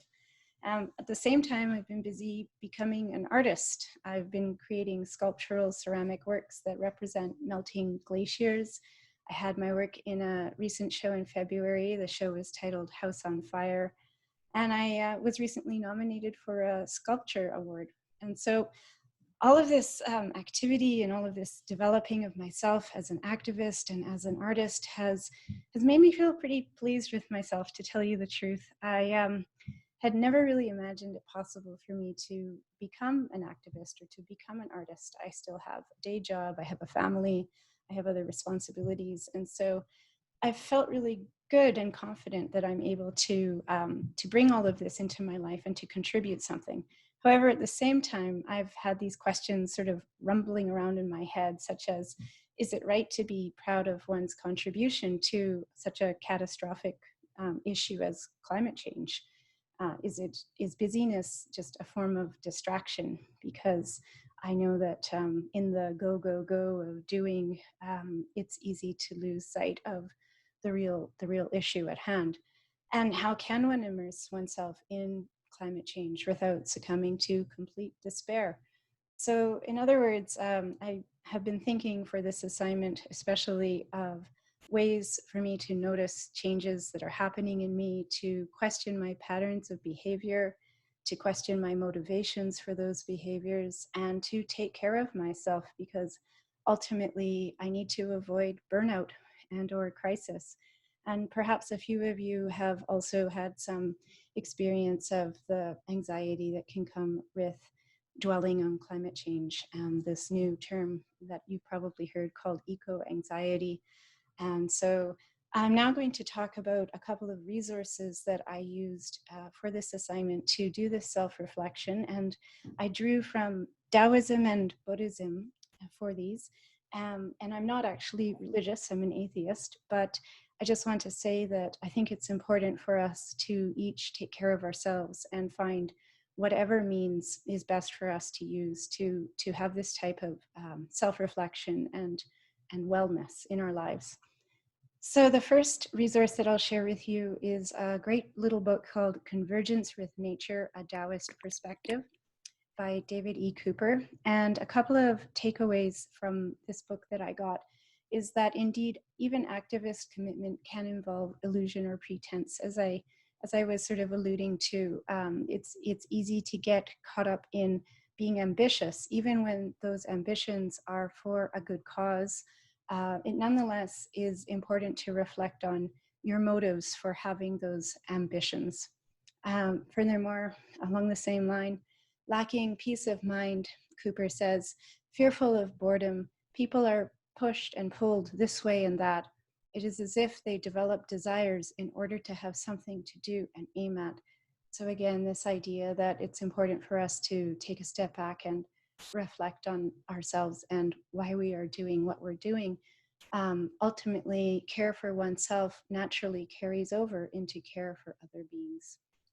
And so those were the, like I said, key takeaways that I got from reading that wonderful book. The second resource that I'll try to really, in a whirlwind summary, talk to you about is Dharma in the Times of Heartbreak with a Buddhist monk named Thanissara. And it's really hard to distill all of her teachings from this great online course into just about 1.5 minutes of summary. But I hope that if this sparks any interest in you, that you'll look into the class, and I have a works cited page I'll share with you at the end. So here's Thanissara. I've spent a lot of time with her in this online course as a means to my assignment for this course on climate change, taught by Sarah. And through the course with Thanissara, I learned about dukkha, which I had never heard of before. And for those of you who aren't familiar with Buddhism, dukkha is roughly defined as the experience of suffering or unsatisfactoriness in one's life. Or in other words, a feeling of not being connected, of being disconnected, of not being at home. And these terms and this term dukkha really resonated with me as soon as I heard it, because I think that I have been suffering dukkha all my life and I just didn't have a good word for it. So the key takeaways I got from the online course with Thanissara is that we need to have a relationship with this experience of dukkha through reflection and mindfulness, and not through activity. And this mindfulness will lead to empowerment, so that we can be fully present, fully grounded, fully rooted, deeply connected, not bowled over by states of mind, the different crazy stuff that's going down, people's reactions, etc. And that's quoting from Thanissara directly. what we are facing with climate change is something extremely difficult to face. It is suffering. And what we're talking about with this suffering and letting it in constitutes heartbreak. We must allow ourselves to meet the dukkha of this heartbreak and to see it as a profound journey, not just to rush to try to fix it, or as many do, to deny it. We need to have a sense of inner stability, well-being, perspective, and clarity so that we can go forward with actions in the most effective way. In other words, and I think many of us are feeling this, especially now in the time of COVID, that we have an injunction to stop, to take a step back and to look at our practices and look at what we're doing and be mindful of ourselves and our place in the world and our needs and our desires. And at the same time, though, this doesn't mean that we stop speaking out. And I was quite pleased when I did a bit of further research on Thanissara to see that she herself is a member or a participant in Extinction Rebellion. And so it is possible to be a Buddhist monk and still practice activism. And she talks in her online class of how Buddha himself was one who challenged people to make change and was a threat to the systems. So at the same time as being an activist, basically what this boils down to is that we need to take care of ourselves in any way that suits us best. And I'll wrap up. I'm at almost 9 minutes, so I'm sorry. Thank you very much for listening. And if you would like to know more about the sources, please join me in my breakout room. Thank you very much.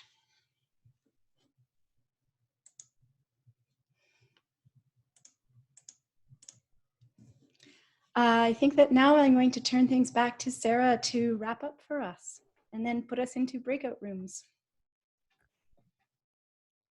Thank you so much, everybody. I love this like quiet wave of applause. So maybe we can all do that at the same time because it just looks so beautiful.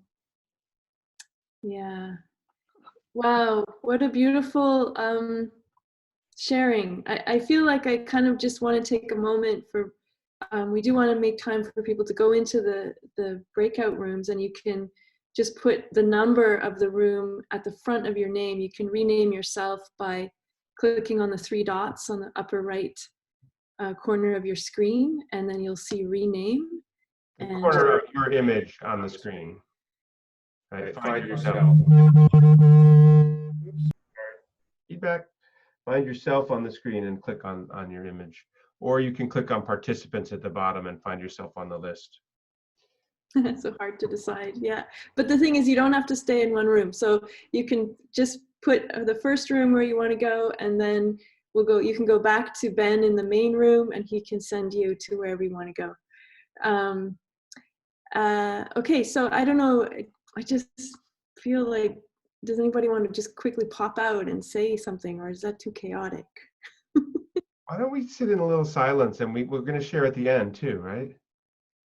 So just take a little silence while people settle into this. Thanks, Ben. Yeah, and you can also just type into the chat which student you want to be with. And Sarah will be in a room as well, so she's number 12. You can see the numbers in front of each of the students' names.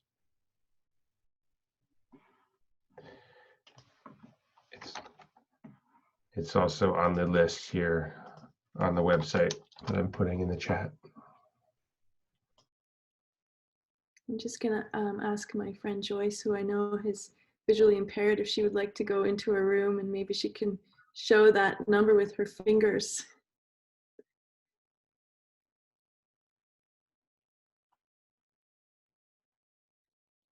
Move over a little bit to your other edge by the plants. Hold them up high, a little higher. You want to go into 10? Room 10. Okay, awesome. So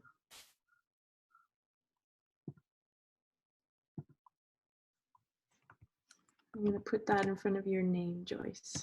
10.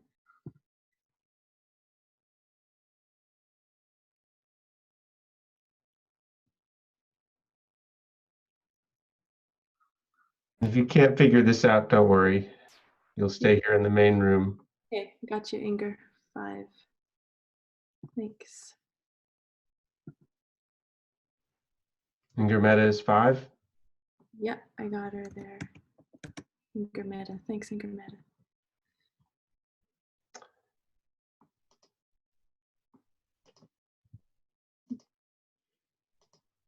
Liza, 11.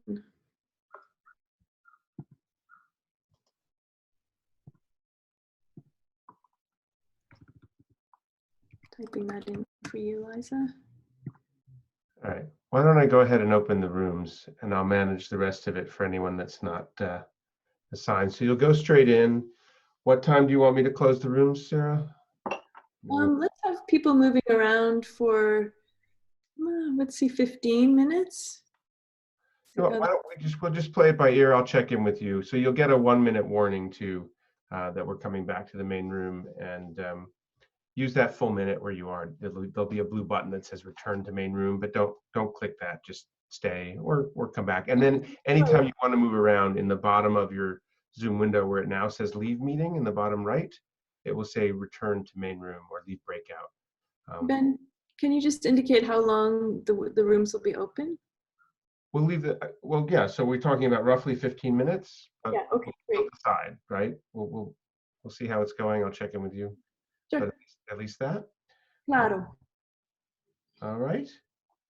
So yeah, here we go. There's also an option to ask for help in the room that you'll see down in the bottom right, near where it says return to main room. So I can pop in and help you if need be. All right, here we go.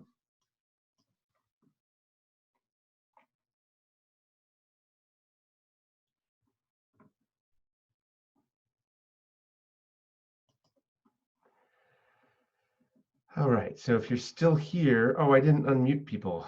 You know what? They're gonna like freak out and say, we can't talk.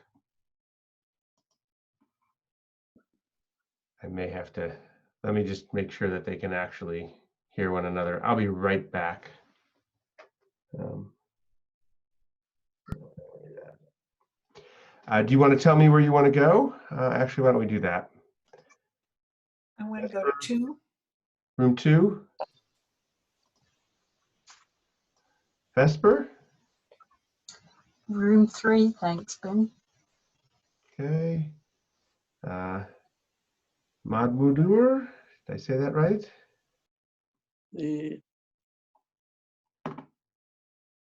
Where would you like to go? Is there a particular student you'd like to be with?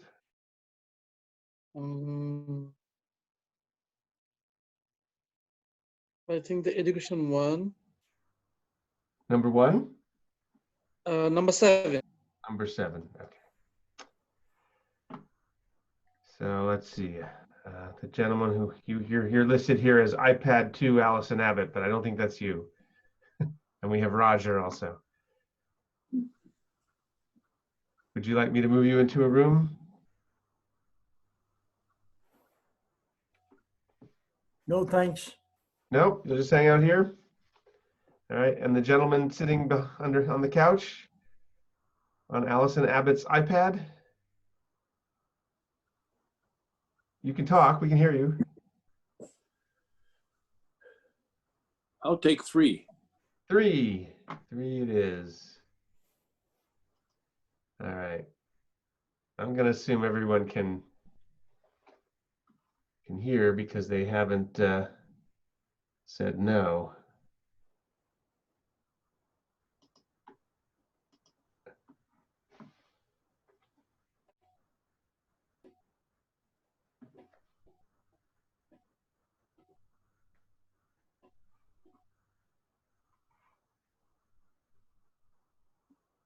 That was WL in the wrong room? Huh? What did I do?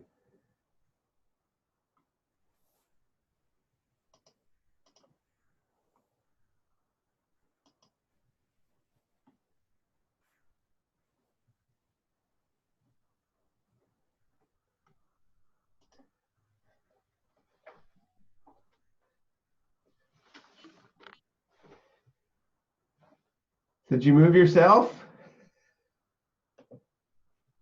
Oh, hold on. I was alone in room 1. So you moved yourself around. Yeah, you can do that. And he was in room. He was alone in his room. So. Well, the other thing I'm wondering is I forgot to change the settings for people to unmute themselves. So I'm assuming since no one's screaming for help or running back to the main room, that's working just fine. Yeah. Well, you guys are co-hosts, so you wouldn't have been affected by that limit. Oh, I see. Yeah. No, we managed to unmute. So. Right. And so I that think went quite well. Oh, I thought it went amazingly well. Yeah. It was just beautiful. Yeah. Some really nice contributions. It's only because I can't hear what's on the other side. Overall, was it my performance intelligible? Could you hear? Oh yeah. Yeah, really clear. Good, because I've heard some real disasters with online shared audio. So. Hey Reagan. Oh wait, she's connecting. Someone popped into the main room, so I'll be right back. Hi Reagan. Yep. Hi. I got kicked out of my breakout room. No worries. So Where do you want to go? I was in 11. Which one? 11. Okay. Yeah, I haven't decided what's the most effective way to use it, but yeah, who knows? Who knows what the standards will become? Yeah, like I have no clue what they're gonna do with all the studio classes because like we won't have access to anything. No, I mean they must be talking about that in the faculty. I mean that's that's a huge thing depending on how long things last. But I'm gonna go join Lauren because she's alone too. Like music, they have yeah. They have instruments and they have one-on-one lessons in the professors' studios and stuff like that. So yeah,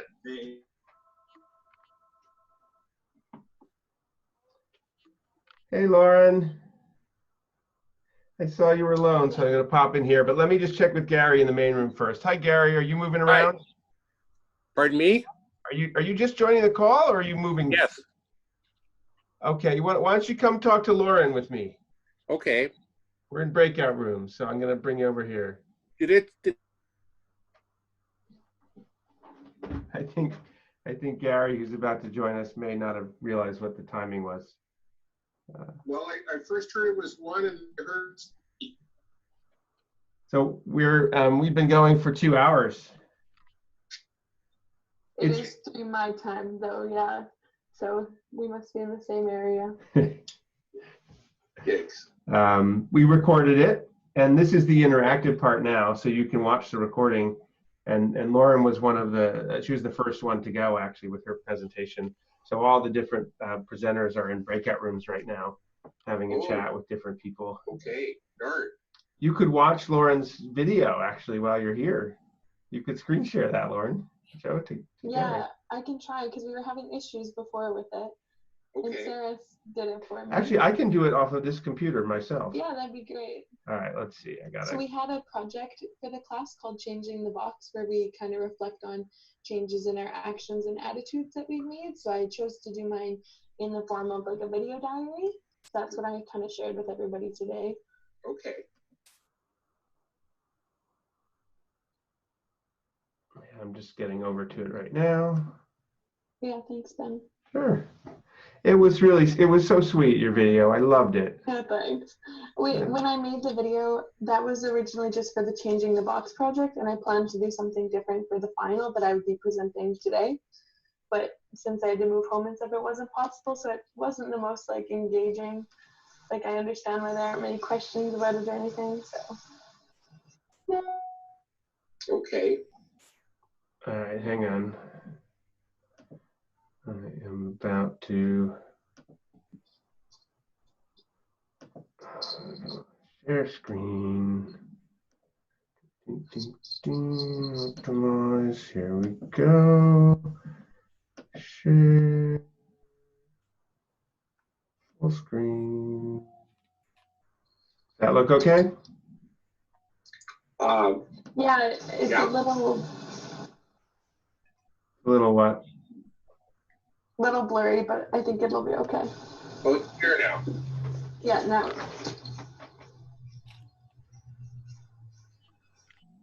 Oops, sorry, hold on. I need to mute myself. Okay.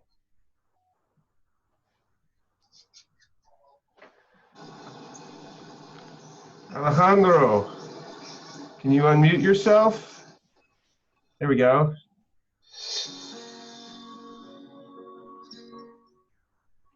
Did you want to move to one of the breakout rooms? Alejandro?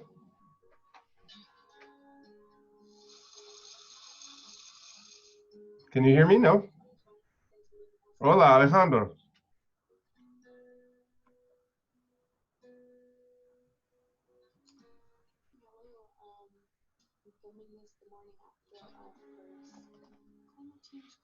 Oh, to Andrea's group. Okay, I see in the chat. Yes.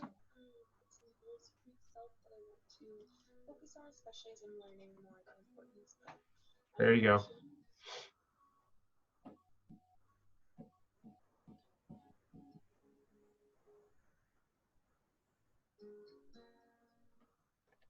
You might have to click something to join.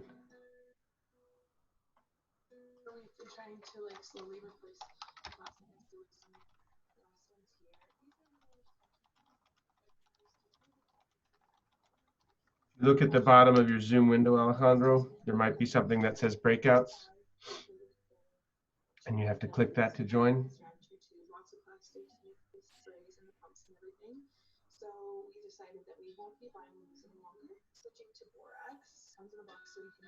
Ah, coming back. Okay, let's try this again.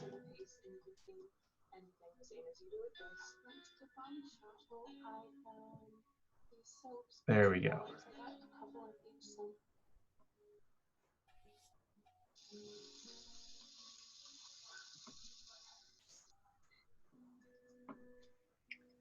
Hey, Mom.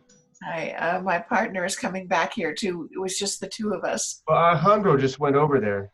Oh, good. Okay. I'm going to sleep, Ben. I just told her I sent her out to the wide world.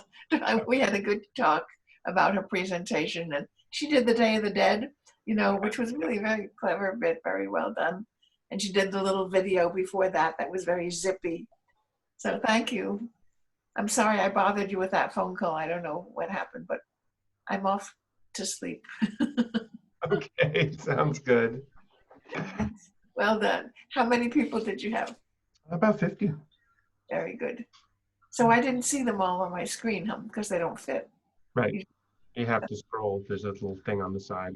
A lot of them didn't have their video on anyway. Yeah. Well, I think it was a great success. Thanks. See you later. All right. No.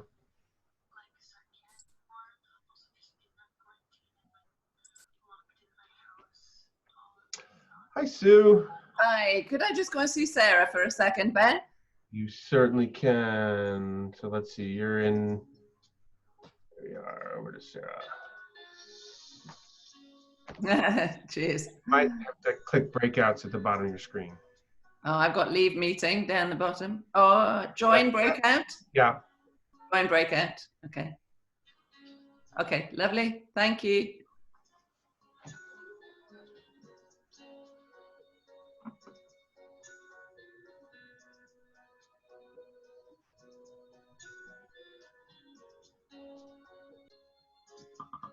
Hey. Hi, how's it going? All right, Noe, were you here alone the whole time? No, I had Sue in here. Oh, Sue just left you, okay. Yeah, and then WL popped in as well. So. Right, because you guys can actually, because you're co-hosts, you can move yourselves around. Yeah. Which is yeah, fun. I noticed that. Cool. Yeah, it's like this new thing we just discovered in Zoom recently. I've been using Zoom since 2013, and well, at that point, they didn't even have breakouts. Yeah, stuff's always changing. Hold on one sec. I got to stop the screen share here.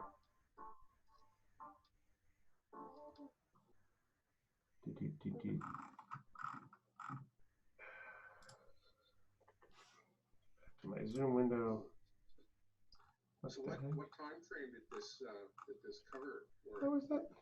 It started the first weekend of January. I did have a lot more. Yeah, I got two computers. Oh yeah. Lauren was alone too, and I hopped in there, and then somebody else went in. And he just watched your video. I really enjoyed your talk, your speech. Thank you. felt like it was very sincere. And Yeah, I spent a lot of time on it just to like get it as personal as possible, but not too personal that it only like really affects me. So yeah, it was fun. This whole event was really awesome. I'm really like, I wish we could have done like the live thing, but I think the Zoom call, like the now what thing was awesome. It turned out really well. Yeah, it's it's obviously very different from being in a room together. But in some ways it's more intimate, that's what I find. I mean, you really are, people use the term face to face to refer to being in person, but we're so face to face in this medium, It's like, you can't hide. Yeah. Yeah. So I wish I'd had a teacher like Sarah back in the day. I mean, I had some good teachers, but she seems. She is pretty awesome. Yeah. It was a good class. I liked it. Did you say you're a senior? Yeah, I have 1 year left. So. You have 1 year left. And is this like a trimester system? So you have 3? Well, I'm in a 4-year program for creative technologies, but like in my first year I was trying for computer science, and so I switched to my second year, so I got 1 year of a full class left. So, yeah. Excited to be done. Yeah. Think about this, the graduation ceremonies are all going to be canceled, right? I mean, what's going to happen with that? Yeah, for this year, they're all just canceled.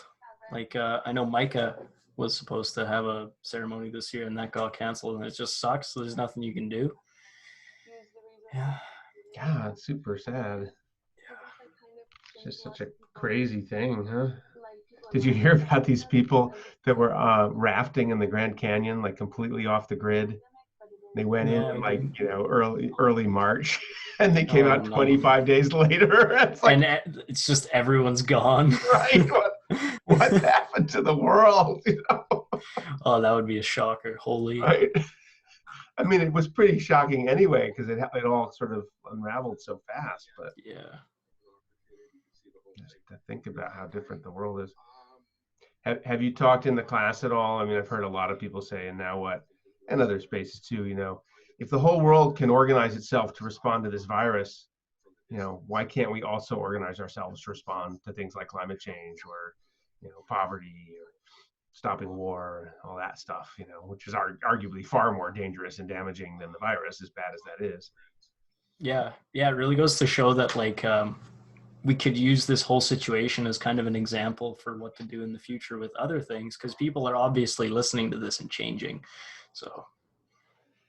Yeah, they are. And you kind of wonder why, in a way, what is it about this thing versus some of these other challenges? One suggestion I heard is this actually is something that sort of top-down control can manage, whereas climate change is so much more complex and nuanced. Yeah. Yeah, it's hard to make people fight for something that's not like putting their immediate lives in danger, because what people hear, I think, when they talk about climate change is these changes are happening over the course of decades, and it's like, well, that's not my problem. But people don't realize that it is our problem, because there's just decades left before we can't do anything. So. Right, and time lag, so we have to act now. Plus, exactly. I mean, if you happen to be somewhere where a hurricane slams into you, or a drought or fires, it's pretty obvious in many parts of the world it's happening right now, but not everywhere, whereas the virus is more or less everywhere, isn't it? Yeah. So what are you planning to do instead of computer science? I'm in creative technologies, so it's fun. I was in computer science because I thought I would like coding, but I hated it. I couldn't stand it. Really? Yeah, so I didn't last very long in that. And I like coding fun things, but when it goes into coding like a website or a game or that's a lot. Yeah, I think the imagining of it, the design is fun and exciting, but yeah, back then I just couldn't see forward enough, ahead enough to see the final product in my mind. I just saw the lines of code and got discouraged.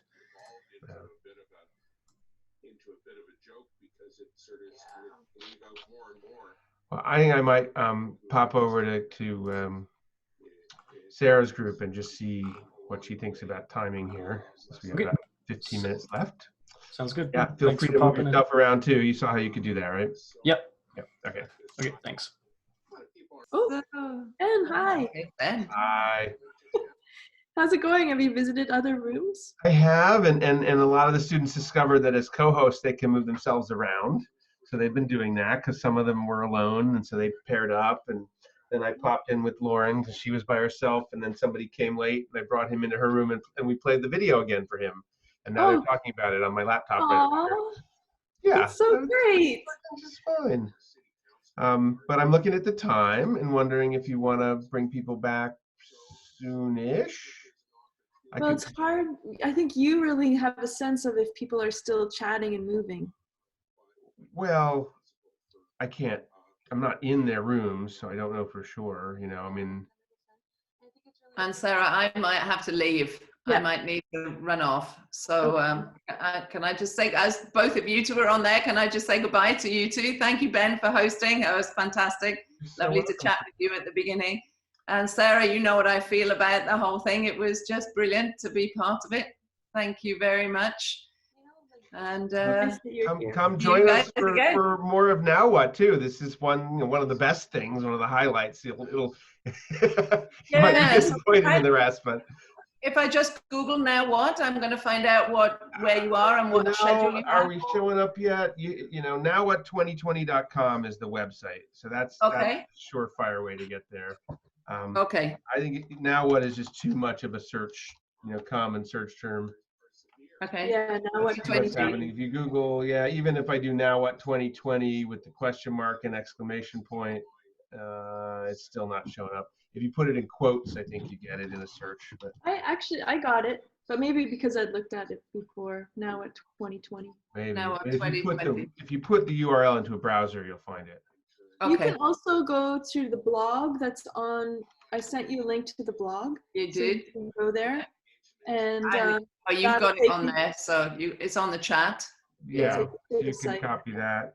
Or if you want to just give me your email, I can register you, and you'll get info. Oh, you can have my email. Yeah, that's really easy.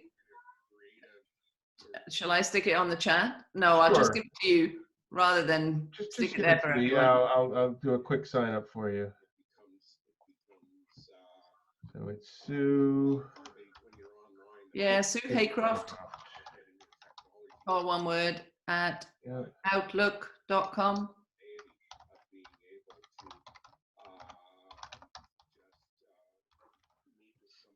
So Sue Haycroft at outlook.com is your email also. Okay.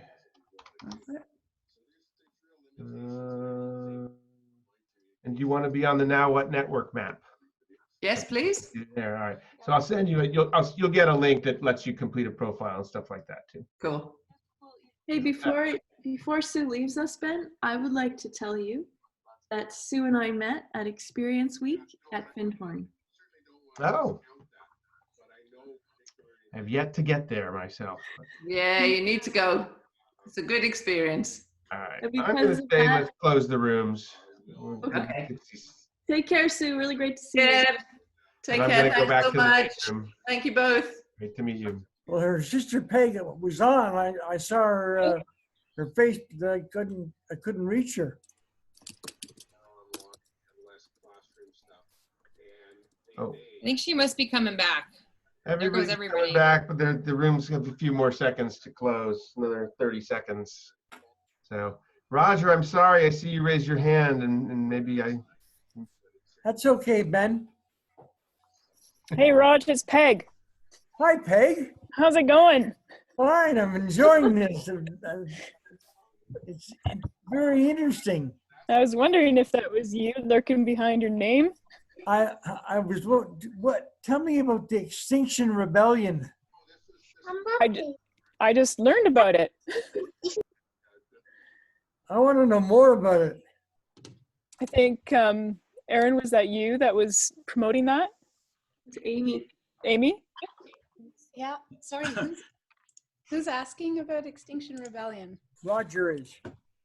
Roger. I just see, oh, there's no video? Okay. I don't have a camera. Oh, okay. I will describe Extinction Rebellion to a black box. That's fine. It's. I think you might know what it is already. And so, do you have any questions specifically? I've never heard of it before. Oh, okay. It's an activist organization that is more intense or extreme than many others. They believe in performing acts of civil disobedience or nonviolent actions to get attention on a larger scale. So by civil disobedience, that means maybe blocking off a bridge, blocking off a road in protest, scaling buildings, putting up the sign that has their logo, and yeah, just doing things that could potentially and do often get them arrested, but are nonviolent and get a lot of media coverage so that more people are talking about this issue. Thank you. Is it Canadian? No, it's international. It started in the UK. Actually, we have a lot of people. I'm going to just jump in here if I may, also partly because of time, and just mute everyone too to give us better sound. It started in the UK, and there are a number of people who are active in the Now What Global Gathering who are closely involved with that. So if you wanted to learn more, you can also just Google it. You'll find there are chapters all around the world. Not sure how much is active in Saskatchewan.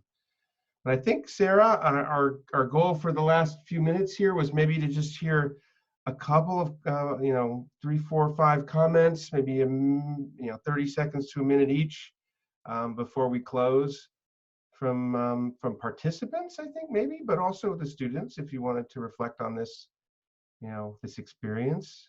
So you can raise your hand electronically. If you click participants at the bottom of your screen, you'll see a little blue button that says raise hand. And that's the easiest way for me to spot you. You can sort of do this, but we don't see everybody on the screen all at once. So I might miss you if you're just kind of doing it that way. Kari, go ahead, you're unmuted. I'm trying to unmute you. There you go. Oh, I think we're both unmuting one another. Why don't you unmute yourself? You should be able to. Thank you. Sarah, I want to thank you for the invitation. This was absolutely brilliant. I want to thank all of your students. I thought that there was a really brilliant cross-section of ways that people presented different things in some very unique ways that I very much appreciated. Thank you, Sarah, for believing enough in yourself and in this body of work to bring people together to create a very powerful grid and matrix for changing consciousness. And I feel very humbled to be able to come in a layer of consciousness, to be an observer of a powerful paradigm that you hold for change, all of you. So thank you very much. Thank you. And I see Frauke, you have your hand up. Let's go over to you. Yes, hello from northern Germany. I'm the lady with the social entrepreneurship class and no students tonight. So we just started our semester this week, and I invited my social entrepreneurship class to come to this field trip. And I just talked to Sarah as well in the breakout, and I thought it was really amazing. I'm very inspired. Also still looking for ways to how to connect some of you guys, the students, to my students who are actually planning an online public climate school in May here in Germany.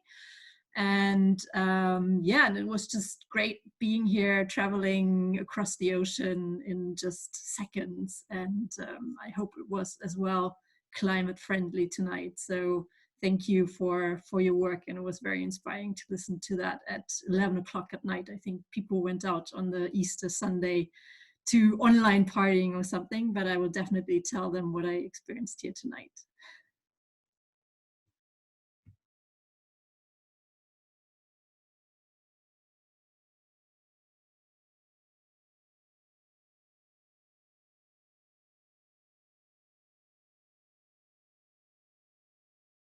And then the next email I look at, they were talking about starting at 3 to 5:30 or something. So I wonder if I missed something. Hi, Vic. You were muted at the beginning of your chat there, your talk. So I think you were just talking about the time. I wrote that it was 1 to 3 Regina time, but I think that got confusing for a lot of people. So some people were coming early, and so I'm so sorry if you missed much. We did record it, so you can see all of it. It's great that you are here. Recorded where? Both Ben and I recorded it, and it will be up on YouTube shortly. And so if Sarah has your email, anyone who wants to make sure they get that, you know, if you put your email into the chat, we can do that. If you register for Now What, you'll also be in the loop for these things. And I'll say a little bit about that in a minute, but let's see if there's some more reflections first. Anyone want to just unmute yourself and offer some thoughts for a minute or so?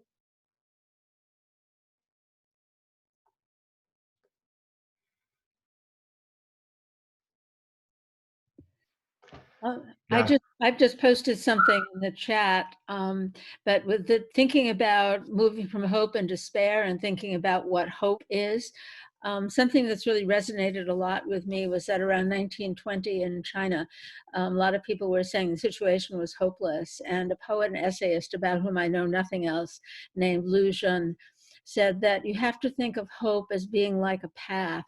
In the beginning on the earth, there were no paths, but as people started walking, paths appeared.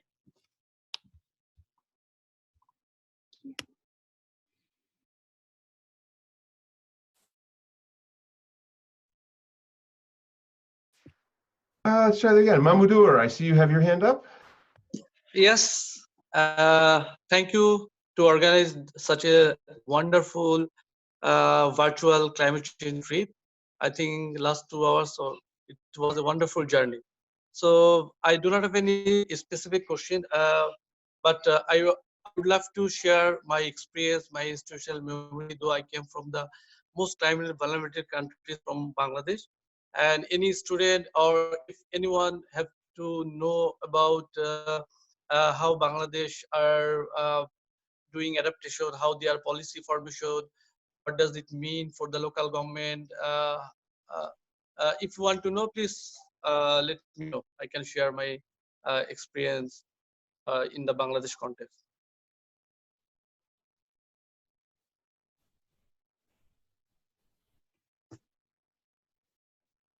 You're very much on the front lines of climate change, aren't you? Noe and I were having a conversation about how many people aren't responding to climate change with the kind of urgency that they are, say, to this virus, because they don't see it affecting them immediately, even though, of course, it's affecting many people quite profoundly already. And certainly your country has to be one where there's among the greatest concern. Erin, I see you have your hand up. Quickly, thank you so much. It was really hard for me. I could have had a conversation with each and every one of you. I think that the diversity of the presentations were just incredible, and I just really enjoyed my time here. And I want to say, like, I think that the thing that drew me to this field trip, I haven't been on a field trip for like 40 years too, was this idea of like art and culture as a response to these crises. And I think just like breaking open our minds about what's possible really is inspirational to me. And I really want to thank Sarah for inviting such a profound inquiry into this way of responding, right? And so I'm just leaving feeling really excited. We talked about an event that I'm hosting in a few weeks. I'm going to put the link in the chat. Sorry for self promotion here, but yeah, I'll put it in the link. And great to see so many people too. Thanks, guys. And Erin's work is highly recommended. She is an absolute master at convening participatory processes virtually and in person. So please do check out the wilds of climate justice that she's co-convening. Any last words from you, Sarah? I could say just a word about Now What. I'm conscious of the time. I can also leave this Zoom line open, so people do want to linger, go back to their breakouts, move around a little bit. I can set you up for that. Yeah, it would be nice to just linger, drift off rather than being suddenly cut off. It's always kind of hard. Just so, again, so appreciate that everyone's here. Really great feedback. Really so exciting to hear how everyone so appreciated the students' work and the diversity, and to see that. I mean, I'm just repeating things that have already been said and that you already know, but it just has been a really rich afternoon, and we're so lucky to be together. And I'm just so curious too. So, you know, I know there's been someone here from England. I heard someone who's from Australia here. We've got Northern Germany, California, New York, Alberta, BC. Ontario. Awesome, thanks. Anybody else? Mexico. Boston. Norway. Wow. Wow. And that's amazing. And that's one of the things I love about Now What. And Ben, we couldn't have done this without you. Without you. Like, thank you so much. Sending you lots of love. I'm sending all of you love, and thank you so much for being here, and feel free to hang out, and we can make breakout rooms happen if people want to say they want to go talk to somebody. Oh, sweet. Hello, young person. She loves the pet. Lots of love, everyone.